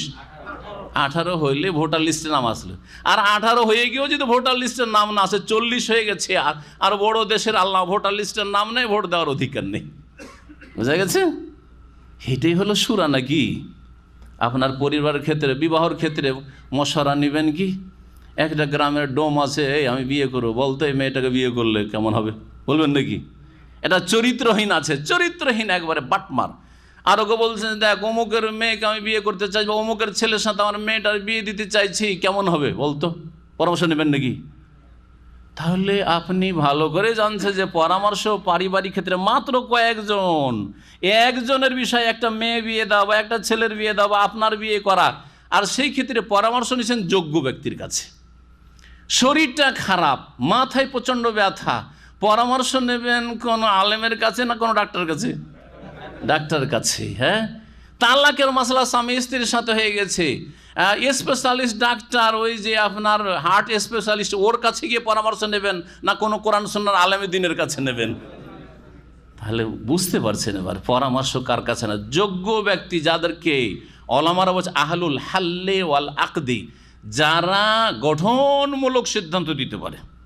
জি, যারা এই উম্মতের উন্নতি কিসে আছে, হ্যাঁ বৃহৎ স্বার্থ কিসে আছে, কিসে দেশের উন্নতি হবে, কিসে জাতির উন্নতি হবে, কিসে উম্মতের উন্নতি হবে, কিসে দেশের অর্থের উন্নতি হবে, ইত্যাদি ইত্যাদি, এই বিষয় সম্পর্কে যারা অভিজ্ঞ, তার সাথে ধর্মীয় বিষয় আসবে, আলেমদের কাছে, আগে আলেমদের কাছে পরামর্শ নিতে হবে, আলেমে দ্বীনদের কাছে পরামর্শ নিতে হবে। পরামর্শ মানে এই নয় যে জাহেল মূর্খ, লা ইয়াস্তাউই আসহাবুন নারে ওয়া আসহাবুল জান্নাহ, জাহান্নামী আর জান্নাতি সমান নয় আল্লাহ বলছেন। হ্যাঁ, আলো আর অন্ধকার সমান নয়, ছায়া আর রৌদ্র সমান নয়। হ্যাঁ, ঠিক কিনা? কোরআনে আছে কিনা এগুলো কথা? তাহলে কি করে এই সব কিছুই সমান, সব কিছু সমান? আর যারাই মেজরিটি দেখাইতে পারে, মেজরিটি মাস্ট বি গ্রান্টেড। গণতন্ত্র মানে কি? যারাই মেজরিটি দেখাইতে পারবে, একদিকে 1000 মূর্খ, আর একদিকে 50 আলেমের ওলি, কোনো মূল্য নেই 50-100 আলেমের, কারণ 1000 অকাট মূর্খ একদিকে হয়ে গেছে। এটার নাম গণতন্ত্র। আর তারপর ওর উপরে একটা ইসলামিক লেভেল দিন, ইসলামী গণতন্ত্র। কথা বোঝা গেছে? এগুলো ইসলামের খেদমত নাকি? আর এগুলো কোরআনের তাহরিফ করে কতদিন মানুষকে ধোকা দিয়ে রাখবেন, কতদিন গোমরা করে রাখবেন? দুনিয়ার স্বার্থে নিজেরা ওপরে যাওয়ার জন্য মানুষকে বোকা বানাবেন না, বরং কোরআন সুন্নাহর যেটা ব্যাখ্যা আছে, কোরআনের তাফসির করবেন, তাফসিরের মতো তাফসির করেন। আর তাফসিরুল কোরআন মাহফিল, আর কোরআনের তাহরিফ করছেন, তাফসির না তাহরিফ করছেন, কোরআনের অর্থের বিকৃতি ঘটাচ্ছেন, আয়ের নাম কোরআনের তাফসির। আল্লাহ যেন এসব অনিষ্ট থেকে মুসলিমদের হেফাজত করেন এবং মুসলিমদের আল্লাহ চোখ খুলে চলার তৌফিক দান করেন, ইলম এবং বাসিরাত আল্লাহ রাব্বুল আলামিন যেন দান করেন। তো বলছিলাম যে পরামর্শ নিতে হবে যোগ্য ব্যক্তিদের কাছে, দেশ পরিচালনার জন্য বড় বড় আলেমদের কাছে পরামর্শ নিতে হবে, অর্থনীতির ক্ষেত্রে যারা অর্থনীতিবিদ তাদের কাছে পরামর্শ নিতে হবে, রাষ্ট্র পরিচালনার ক্ষেত্রে, আন্তর্জাতিক সম্পর্ক ক্ষেত্রে, আন্তর্জাতিক বিষয়গুলি সম্পর্কে যারা পড়াশোনা করেছে তাদের কাছ থেকে পরামর্শ নিতে হবে। সবগুলি পরামর্শ মিলিয়ে ইসলামকে ঠিক রেখে তারপরে দেশকে আগে বাড়াইতে হবে। এটা হচ্ছে রাজনীতি, এটা হচ্ছে ইসলামের রাজনীতি। আর ইসলামের রাজনীতি মানে এই না যে ইসলামী গণতন্ত্র নাম দিয়ে দিলাম আর মানুষের ভোট, ইসলামের দোহাই দিয়ে ভোট নিয়ে আমরা মেজরিটিতে চলে এসেছি। কোথাও তো টিকতে পারলেন না, কোথাও তো ইসলামের দোহাই দিয়ে কোথাও টিকতে পারলেন না, কারণ রাস্তাটা বিদাতি রাস্তা, সুতরাং আল্লাহ টিকতে দেবেন না। রাস্তায় যেহেতু বিদাতি রাস্তা, সেই জন্য আল্লাহ এভাবে টিকতে দেবেন না। ভালো করে শুনে রাখেন, ইমাম মালিক রাহিমাহুল্লাহ বলছেন, লা ইয়াসলুহা আখিরু হাযিহিল উম্মাহ ইল্লা বিমা সালুহা বিহি আউয়ালুহা। এই উম্মতের কিয়ামত পর্যন্ত সমাধান হবে না, একমাত্র সমাধান হচ্ছে যেই সমাধান গ্রহণ করেছেন এই যুগের, এই উম্মতের প্রথম যুগের লোকেরা, এই উম্মতের আউয়ালুহা প্রথম যুগের লোকেরা, অর্থাৎ রাসূলুল্লাহ সাল্লাল্লাহু আলাইহি ওয়াসাল্লাম, সাহাবায়ে কেরাম, খোলাফায়ে রাশেদিন, তাবেঈন, তাবেঈন, আইম্মায়ে কেরাম, মুহাদ্দিসিনে কেরাম, তারা যেই আদর্শের ওপর ছিলেন সেই আদর্শে যখন ফিরে আসবেন তখন আমাদের সংস্কার সংশোধন হবে আর উন্নতি হবে, এছাড়া অন্য কোনো পথে উন্নতি নেই। পরামর্শ নিয়ে নাও, কিন্তু পরামর্শ নেওয়ার পরে কার কথা নেবে একটু আগে বলছিলাম, হ্যাঁ কমপক্ষে পরামর্শ দিকে 2টো দল হবে, অথবা 3টে দল হবে, অথবা 4টা দল হবে। 4 রকমের পরামর্শ আসলো, 4টা নেবেন নাকি? 1 মাস তোমাদের কথা শুনি, 1 মাস তোমাদের কথা, 1 মাস তোমাদের কথা, নাকি? অসম্ভব, তাই না? তাহলে এক দলের কথাকে কি করতে হবে? চূড়ান্ত করতে হবে। এই চূড়ান্ত ফয়সালা নেবেন যিনি আমির হবেন, যিনি শাসক হবেন এবং যিনি দায়িত্বশীল হবেন। পরিবারের ক্ষেত্রে যিনি দায়িত্বশীল, বাপ সাবালক ছেলে মেয়েরা আছে তাদের পরামর্শ নেবে, স্ত্রীর পরামর্শ নেবে, কিন্তু নেতৃত্ব কার, সিদ্ধান্ত কার, চূড়ান্ত ফয়সালা কার? আর রেজাল ও কাওয়ামুন আলা নিসা, না, চূড়ান্ত ফয়সালা হচ্ছে স্ত্রীর। স্ত্রী বলছে ছেলেদেরকে সবকে ডাক্তার ইঞ্জিনিয়ার বানাও, মাদ্রাসায় ভর্তি করেছে স্বামী, স্ত্রী বের করে নিয়েছে, না আমি ছেলে জবরদস্তি মাদ্রাসাতে ট্রেনে চলে আসলো। বহু ঘটনা এরকম ইন্ডিয়া বাংলাদেশে হচ্ছে। এটা চলবে না। আপনি আপনার ছেলেকে কি পড়াবেন সিদ্ধান্ত হবে আপনার, পরামর্শ নিতে পারেন স্ত্রীর কাছে, ছেলে মেয়েদের কাছে পরামর্শ, ছেলেরা বড় ছেলেরা আছে পরামর্শ নিলেন, কিন্তু পরামর্শ নেওয়ার পরে সিদ্ধান্ত আপনার হবে। নিজের ব্যক্তি জীবন, পারিবারিক জীবন থেকে শুরু করেন, এইভাবে আমাদেরকে জীবন গড়তে হবে। মহান আল্লাহ বলছেন ফাইজ আযামতা, হে নবী যখন তুমি দৃঢ় সংকল্প করে নেবে যে একটা চূড়ান্ত ফয়সালা করতে হবে, তখন তোমার ফয়সালাকে প্রাধান্য দাও। হতে পারে তাদের দুটো মত আসলেও সেই দুটোর একটা গ্রহণ করলে, অথবা তৃতীয় কোনোটা ভালো মনে করলে তুমি সেটাকে তুমি চূড়ান্ত ফয়সালা মনে করলে, সেটার অধিকার আছে আমিরকে। যদি দেখে যে না এই দুই দল যে দুটো কথা বলছে দুটোই ভালো লাগে না, তাদের সামনে প্রস্তাব রাখবে যে দেখো এটা করলে কেমন হয়, এটা বেশি ভালো হবে, এতে আমি কল্যাণ দেখছি, সেই পথেই ফাতাওয়াক্কাল আলাল্লাহ, আল্লাহর প্রতি ভরসা করে আগে বাড়ো। ইন্নাল্লাহ ইউহিব্বুল মুতাওয়াক্কিলিন, নিশ্চয় আল্লাহ রাব্বুল আলামিন তার উপর আস্থাকারী ভরসাকারীদেরকে ভালোবাসেন। তাওয়াক্কুল অন্তরের কাজ, যেটা কাজে কর্মে প্রকাশ পায়, কিন্তু আসল আস্থা ভরসা হচ্ছে কিসের? অন্তরের ভরসা। অন্তরের আল্লাহর উপর ভরসা মানে কি কর্মহীনতা? কাজ করবেন না, না, কাজ করার পরে মেহনত পরিশ্রম করে অন্তর আল্লাহর উপর আস্থাশীল হবে যে আল্লাহ আমার কাজ আমি করলাম, তোমার কাজ তুমি করো। এটা হচ্ছে তাওয়াক্কুল। ইয়ানসুরকুমুল্লাহ, আল্লাহ যদি তোমাদের সাহায্য করেন, ফালা গালিবা লাকুম, তাহলে তোমাদের ওপর কেউ বিজয় লাভ করতে পারে না। সাহায্য আসে আল্লাহর পক্ষ থেকে। ওয়াই ইয়াখযুলকুম, আর আল্লাহ যদি তোমাদেরকে লাঞ্ছিত অপদস্থ করে দেন, ফামান যাল্লাযী ইয়ানসুরুকুম মিন বাদি, তাহলে কে আছে যে তার পরে, আল্লাহর পরে তোমাদের সাহায্য করতে পারে। ওয়া আলাল্লাহি ফালিয়াতাওয়াক্কালিল মুমিনুন, সুতরাং মুমিনরা যেন আল্লাহর উপরেই একমাত্র ভরসা রাখে। আল্লাহ হুকুম করেছেন, সুতরাং তাওয়াক্কুল হচ্ছে গুরুত্বপূর্ণ একটি ইবাদত, এবং এই ইবাদত হচ্ছে অন্তরের ফরজ ইবাদত। ওমা কানা লিনাবিয়্যিন আন ইয়াগুল ওয়া মান ইয়াগুল ইয়াতি বিমা গাল্লা ইয়াউমাল কিয়ামা সুম্মা তুওয়াফা কুল্লু নাফসিন মা কাসাবাত ওয়া হুম লা ইউযলামুন। এই আয়াত নাজিল হয়, শানে নজুলে বলা হয়েছে যে রাসূলুল্লাহ সাল্লাল্লাহু আলাইহি সাল্লামের জিহাদের ময়দানে সাহাবীদের মধ্যে কিছু মুনাফিক টাইপের লোক ছিল, সন্দেহ করল রাসূলুল্লাহ সাল্লাল্লাহু আলাইহি ওয়াসাল্লাম সম্পর্কে একটা সুন্দর একটা লাল চাদর পাচ্ছেন না। এটা মনে হয় রাসূলুল্লাহ সাল্লাল্লাহু রেখে নিয়েছেন, ওই যে চাদরটা দেখা যায় না, চাদরটা দেখা যায় না। আল্লাহ রাব্বুল আয়াত নাযিল করে নবী খেয়ানত করবেন, নবী আত্মসাৎ করবে, এটা হতে পারে? কোনো মুমিনের জন্য জায়েজ নয় যে আত্মসাৎ করবে। আত্মসাৎ করা, খেয়ানত করা সবচেয়ে বড় অপরাধ। আর জেহাদের ময়দানে গনিমতের ধন সম্পদ ভাগ বন্টন হওয়ার আগে একটা সুচ পর্যন্ত নেওয়া হচ্ছে কাবিরা গুনাহ, একটা সুতা পর্যন্ত নেওয়া কাবিরা গুনাহ। এই আয়াত নাজিল হলো এবং রাসূলুল্লাহ সাল্লাল্লাহু আলাইহি ওয়াসাল্লাম বললেন যে একটি সুতা হইল জাহান্নামে, একটি জুতার স্যান্ডেলের ফিতা হইল জাহান্নামে যাবে, সেরা কুমিন্নার ও সেরা কানে মিন্নার। তখন সাহাবীরা কি একটা সুচ রেখে নিয়েছিল, যে সুচটা দিয়ে জমা করে কি করবে, একটা সুচ পেয়েছি, একটু সুতা পেয়েছিল, কি একটা স্যান্ডেলের ফিতা পেয়েছিল, এটা রেখে নিয়ে এটা দিয়ে জমা করে কি করব, রেখে নিয়ে সব নিয়ে এসে জমা করে দিলেন সাহাবা। এই ছিল তাদের ঈমান। আল্লাহ বলছেন ওমা কানা লিনাবিয়্যিন আন ইয়াগুল, কোন নবীর জন্য সমীচীন নয়, হতে পারে না যে সেই নবী কি করবেন, আত্মসাৎ করবেন, খেয়ানত করবেন। গলুল এক হচ্ছে খেয়ানত, খেয়ানত মানে যে কোনো ক্ষেত্রে আত্মসাৎ করা অথবা খেয়ানত করা, বিশ্বাসঘাতকতা করা। আর গলুল হচ্ছে জেহাদের ময়দানে, বিশেষ করে জেহাদের ময়দানে যেসব ধন সম্পদ গনিমতের পাওয়া গেছে সেগুলি ভাগ বন্টন হওয়ার আগেই কিছু রেখে নেওয়া, এটা হচ্ছে গলুল। এই রকমের যারা জনকল্যাণমূলক কাজ করে, রিলিফের কাজ করছেন, বিভিন্ন দেশ থেকে এখন বন্যা ত্রাণের জন্য রিলিফ যাচ্ছে, গেল 1 লাখ রিয়াল বা 1 লাখ টাকা 50-60 হাজার বিতরণ, আর বাকিটা আমার পারিশ্রমিক রেখে দিলেন। গলুল, খেয়ানত। মাদ্রাসা মসজিদের নামে কন্ট্রাক্টর একটা মসজিদ তোমাদের তৈরি করে দেবো, পেলেন 5 লাখ টাকা, 3 লাখ টাকায় তৈরি করে দিয়ে 2 লাখ টাকা পকেটে, এগুলো হচ্ছে গলুল। জি হ্যাঁ, এইরকমই দেশের সরকার অনুদান দিল কিছু জনগণকে বিতরণের জন্য, চেয়ারম্যান, এমপি, অমুক সুমুক তমুক, আর নেতা মাথারা, আর এই জন্য দল করে। জনগণ এই রাজনীতি কেন করে? ওই 2-4টা খেতে পাবে সেই জন্য। আমি তো বুঝি না এই রাজনীতি কেন করে। গদিতে থেকে মজা মারবে কেউ, আর গ্রামের লোক মারামারি করছে। এত মূর্খ লোক কেউ আছে? আমি তো এদেরকে মূর্খই মনে করি, বড় মূর্খ এরা। কী যে স্বার্থ আছে, ওই 3 পয়সার স্বার্থ আছে। মাঝে মধ্যে যদি বানবন্যা হয় আর কোনো বালা মুসিবত আসে, আর কিছু যদি এইরকম ধান চাল কিছু আসে, গমটম আসে, ওখান থেকে কিছু খেতে, কিছু টাকা পয়সা আছে, ওখান থেকে বেমানি করে খেতে পাবো। আরে খাওয়াটাও তো হারাম খাওয়া। এই ভাগ বন্টন করে কিছু খেয়ে নিলে, খাওয়ার পরে কিছু সামান্য বিতরণ, পার্সেন্টেজ নিজের আগে রেখে নিয়ে আর তারপরে বিতরণ, তো খেয়ানত, গলুল।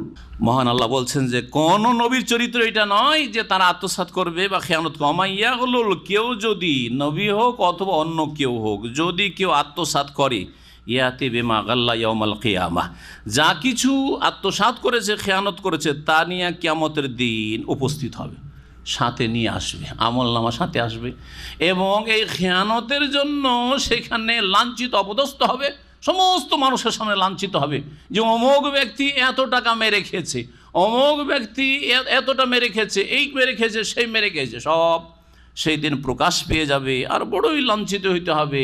আদম আলাইহিস সালাম থেকে শুরু করে কিয়ামত পর্যন্ত যত মানুষ এসেছে আর আছে আর আসবে, সকলের সামনে হাসরের মাঠে। আল্লাহু আকবার। আল্লাহ যেন হেফাজত করেন মুমিনদের।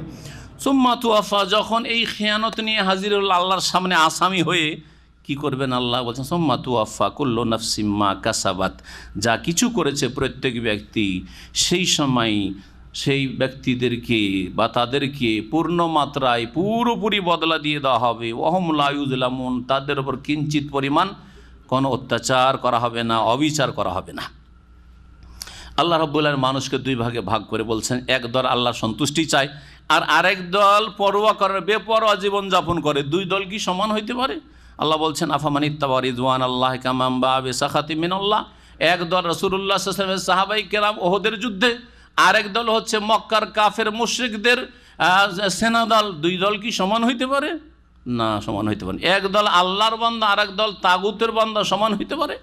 এক দল তৌহিদবাদী জনতা, আরেক দল হচ্ছে বহুত্ববাদী, সমান হইতে পারে না।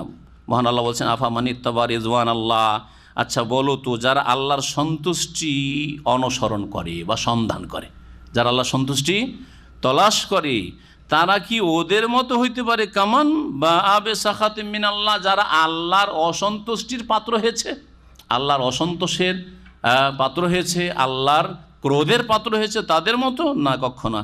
ওয়াম্মা ওয়াহুন্নার, যারা আল্লাহর অসন্তুষ্টির পাত্র হয়েছে, আল্লাহ যাদের উপর নারাজ হয়েছেন, তাদের বাসস্থান হচ্ছে জাহান্নাম, অবিসাল মাসির, এবং জাহান্নাম কতই না জঘন্য প্রত্যাবর্তন স্থল। হুম দারাজাতুন ইনদাল্লাহ, আল্লাহর নিকট মানুষের বিভিন্ন মর্যাদা সুনির্ধারিত হবে। যারা জান্নাতে বিভিন্ন তাদের দারাজাত হবে, মর্যাদা হবে। কেউ এই লেভেলে, কেউ এই লেভেলে, কেউ এই লেভেলে, বহু লেভেল হয় দারাজাত। জান্নাতি সকলে সমান হবে না। আপনি ভাবেন না যে আমিও 5 ওয়াক্ত নামাজ পড়ছি, সেও 5 ওয়াক্ত নামাজ পড়ে, আমি কেন তার চাইতে কম থাকবো? হ্যাঁ, হতে পারে যে তার নামাজে যে ইখলাস এবং তার নামাজে যে রুহানিয়াত, খুশু, যেটা আপনার মধ্যে নেই। নামাজের আপনার বডিটা ঠিক আছে, কিন্তু আপনার আত্মা দুর্বল, অথবা আত্মার দিক ঠিক আছে, খুশু ঠিক আছে, কিন্তু আপনি সুন্নতি তরিকার নামাজ পড়েননি, তাহলে কি করে সমান হতে চাইছেন? এইরকমই যে কোনো আমলের ক্ষেত্রে, দান খেরাতের ক্ষেত্রে, অমুক 1 লাখ টাকা দিয়েছে, আমিও 1 লাখ টাকা দিয়েছি, অমুক ওরা একটা মসজিদ তৈরি করেছে, আমরা একটা মসজিদ, সমান কখনো সমান হবে না। দেখবেন আল্লাহ রাব্বুল আলামিন যে কার আমলের কি কোয়ালিটি রয়েছে। মহান আল্লাহ বলছেন, হুম দারাজাতুন ইনদাল্লাহ, মানুষদের আল্লাহর কাছে বিভিন্ন মর্যাদা রয়েছে যা আল্লাহ সুনির্ধারিত করবেন। জান্নাতে যেমন দারাজাত রয়েছে, জাহান্নামে দারাকাত রয়েছে। জাহান্নামে কি রয়েছে?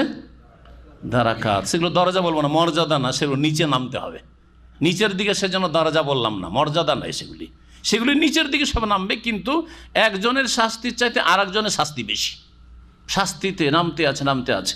এই জন্য আল্লাহ পাক এই দারাকা শব্দটি ব্যবহার করেছেন, ইন্নাল মুনাফিকিনা ফি দারকিল আসফালি মিনান নার। মুনাফিকরা জাহান্নামের সর্বনিম্ন স্তরে থাকবে। জাহান্নামে বহু স্তর রয়েছে, আর জান্নাতে ওপর দিকে বহু স্তর রয়েছে। হুম দারাজাতুন ইনদাল্লাহ, সৎকর্মশীলদের জন্য জান্নাতে বহু স্তর রয়েছে, অনেক লোকদেরকে, নেক লোকদেরকে, আপনার সাথী সঙ্গী দিনী ভাইদেরকে দেখবেন ওই রকমই, যেমন আকাশের তারকা নক্ষত্র গ্রহকে দেখেন, আকাশের চাঁদ আর সূর্যকে দেখছেন, ওই রকম দেখবেন আপনি। কিন্তু সেখানে কেউ দুঃখিত হবে না, আপনার অন্তর থেকে হিংসা বিদ্বেষ সব দূর করে দেওয়া হবে, এবং আপনি ওখানে এই যে টের পাবেন না যে আমি ছোট হয়ে গেলাম আর ও বড় হয়ে গেল, আমি কেন হাইরে বড় হইতে পারলাম না। যেমন দুনিয়ার ক্ষেত্রে কি হয়, আক্রোশ হয়, দুঃখ হয়, একই সাথে লেখাপড়া করলাম প্রাইমারি স্কুলে, হাই স্কুলে, মাদ্রাসায়, ও এত টাকার মালিক, আমি কিছু হইতে পারলাম না, ও এই হয়ে গেল, আমি কিছু হইতে পারলাম না। দুনিয়ায় মনের কষ্ট হচ্ছে না, হচ্ছে না? জান্নাতে ওই সব কিছু হবে। আল্লাহ বিমা তা'মালুন, আল্লাহ বসীর বিমা ইয়ামালুন। মানুষরা যা কিছু করে সব কিছুই আল্লাহ রাব্বুল আলামিন, সব কিছুর আল্লাহর সর্বদ্রষ্টা, বা আল্লাহ বসীরুম বিমা ইয়ামালুন, যা কিছু তারা করে আল্লাহ সব কিছুই দেখেন। আল্লাহ রাব্বুল আলামিনের নজরের বাইরে, দৃষ্টির বাইরে কোনো কিছু নেই। সুতরাং এই আকীদায় যদি থাকে যে আল্লাহ সব কিছু দেখছেন, তাহলে আল্লাহর অসন্তুষ্টির কাজ কি করে আল্লাহর সামনে করতে পারেন? অথচ অনেক জায়েজ কাজ আছে আমরা মা বাবার সামনে করতে পারি না, অনেক জায়েজ কাজ আছে আমরা মা বাবার জন্য করতে পারি না, ঠিক কিনা? অনেক কাজ অপছন্দনীয়, সেটা আমরা একটু বড়দের সামনে করতে পারি না। আপনি আপনার পয়সা দিয়ে বিড়ি সিগারেট খাচ্ছেন, তারপর আলহামদুলিল্লাহ বাঙালি সমাজে যারা বিড়ি সিগারেটও খায়, দাড়িওয়ালা দেখলে একটু লজ্জা পায়, তাই না? আর যদি জানে, তাকে চেনে যে মুখ আলেম, তাহলে তো আরও লজ্জা পায়। সাথে সাথে কত লোক যে আমাদের সামনে সিগারেট খেতে খেতে পট করে ফেলে দিয়েছে, হ্যাঁ, অথবা দেখছি সামনাসামনি তো হয়ে গেল, যেন দেখেনির ভান করে অন্যদিকে দিল টান, সিগারেটটা ফেলে দিয়ে টান দিয়েছে, কারণ সিগারেট ফেলে দিয়ে তো ধরা খেয়ে গেছে, সামনে আর দেখাই করবো না, মুখের গন্ধ পেয়ে যেতে পারে, ঠিক না? তাহলে মানুষকে এত লজ্জা করছে, মানুষকে এত ভয় করছেন, বাপকে এত ভয় করছেন, মাকে এত ভয় করছেন, এমনকি স্ত্রীকে ভয় করছেন। স্ত্রীকে জানতে দেবেন যে একটা মেয়েকে বিয়ে করেছে যেন একটু প্রেম করছি, কোরআনের তালিম দেওয়ার নামে, হ্যাঁ, কেরাত শিখাবার নামে, অথবা হোয়াটসঅ্যাপ গ্রুপে আমি মাসলা মাসালে উত্তর দেওয়ার নামে স্ত্রীকে বলতে পারবেন? এই যে মাসলা মাসালে বলছেন বা গল্প, স্ত্রী শুনি 1 মিনিট ওই মহলের সাথে কথা বলতে পারবেন না, আর এইদিকে আপনি আমোদ ফুর্তি সব করছেন। কতটুকু আল্লাহর ভয় আছে? কোথায়? আকীদাই দুর্বলতা। আসলে যাদের এই পাপ আছে, পাপ মানে তৌহিদ খারাপ করা, পাপ মানে এই না যে আমার তৌহিদ ঠিক আছে, সহি আকীদার লোক, আমি কবর মাজারে সেজদা করি না এই জন্য সহি আকীদা হয়ে গেছে, এটা ভুল কথা। আসলে আংশিক সহি আকীদা হয়েছে, পুরোপুরি সহি আকীদা হয়নি। সহি আকীদার অন্তর্ভুক্ত যে আল্লাহ বসির, সব কিছু দেখছেন, আল্লাহ সামিউন, সব কিছু শুনছেন। সুতরাং আমি কি কথা বললাম আল্লাহ শুনছেন, দরকারি কথা বললাম না বিনা দরকারি বাড়তি কিছু কথা বললাম, হ্যাঁ, কিছু একটা লাইন ঘাট করার চেষ্টা করলাম, আল্লাহ সব বুঝছেন, বোঝা গেছে? সুতরাং আমি বলছি যারা দিনের কাজ বিভিন্ন জায়গায় করছেন, আল্লাহর হস্তে সাবধান। আপনার ধর্মকে সিঁড়ি বানিয়ে দুনিয়া হাসিল করার চেষ্টা করবেন না। হ্যাঁ, তৌহিদ আর আকীদা আর ইসলাম, ঈমান আর দাওয়াতকে সিঁড়ি বানিয়ে, লিফট বানিয়ে আপনি দুনিয়ার কোনো গরজ, নাজাইজ গরজ পুরা করার চেষ্টা করবেন না। আল্লাহ যেন আমাদেরকে হেদায়েত রাখেন, আল্লাহ রাব্বুল আলামিন যেন আমাদের দিনের উপর অটলতা দান করেন, সমস্ত রকমের পাপ থেকে আল্লাহ রাব্বুল বাঁচিয়ে রাখেন। আল্লাহ উম্মতে মুসলিমাকে দিনের দিকে ফেরার তৌফিক দান করেন। আবার বলছি যে আমরা জিলহজ মাসের শেষ 10 দিনে আছি, 3 দিন চলে গেল, আর মাত্র 7 দিন রয়েছে। তার মধ্যে 10 তারিখে তো রোজা রাখা জায়েজ নয়, তার আগে আরও 5-6টি দিন রয়েছে, রোজা রাখবেন, রোজা রাখার চেষ্টা করবেন যারা পারবেন। আর যারা গরমের কারণে রৌদ্র হয়তো ডিউটি করেন, যদি রোজা রাখতে না পারেন তাহলে অন্য অন্য ইবাদতবন্দিগুলি করবেন। বিশেষ করে আরাফার রোজাটা মোটেই ছাড়বেন না। আর আপনাদের আরাফার দিনে প্রায় লোকের ঈদের 1 দিন 2 দিন আগে থেকে ছুটি, তাই না? যখন ছুটি তো রোজাটা রাখতে অসুবিধাটি কি? আরাফার দিনে আগামী বৃহস্পতিবারে রোজা রাখবেন, বুধবারের দিন গিয়ে রাত্রে সাহরি খাবেন আর সহুর খেয়ে তারপরে রোজা রাখবেন। বৃহস্পতিবারে 2 বছরের গুনাহ মাফ হবে, এবং তার সাথে সাথে রোজার অবস্থায় দোয়া কবুল হয়। দিন দুনিয়ার জন্য দোয়া করবেন, দুনিয়া আখিরাত ইহকাল পরকালের জন্য, আপনার পরিবারের জন্য দোয়া করবেন, মুসলিম উম্মার জন্য দোয়া করবেন, হাজী সাহেবদের জন্য দোয়া করবেন, আত্মীয় স্বজনদের জন্য দোয়া করবেন, মৃতদের জন্য, মৃত মুমিন মুমিনাতের জন্য দোয়া করবেন, আর যারা জীবিত আছে তাদের সুস্থতার জন্য দোয়া করবেন। আল্লাহ যেন আমাদের দুনিয়া ভালো করেন, আখিরাত ভালো করেন। আল্লাহ যেন আমাদের সার্বিক মঙ্গল দান করেন। রব্বানা আতিনা ফিদ দুনিয়া হাসানা ওয়া ফিল আখিরাতি হাসানা ওয়া কিনা আযাবান নার। এই দিনগুলিতে বেশি বেশি তাকবীর পাঠ করবেন, আল্লাহু আকবার, আল্লাহু আকবার, লা ইলাহা ইল্লাল্লাহ, আল্লাহু আকবার, আল্লাহু আকবার, ওয়া লিল্লাহিল হামদ, ওয়া সাল্লাল্লাহু ওয়া সাল্লাম আলা নবিয়িনা মুহাম্মদ ওয়া আলা আলিহি ওয়া সাহবিহি আজমাইন।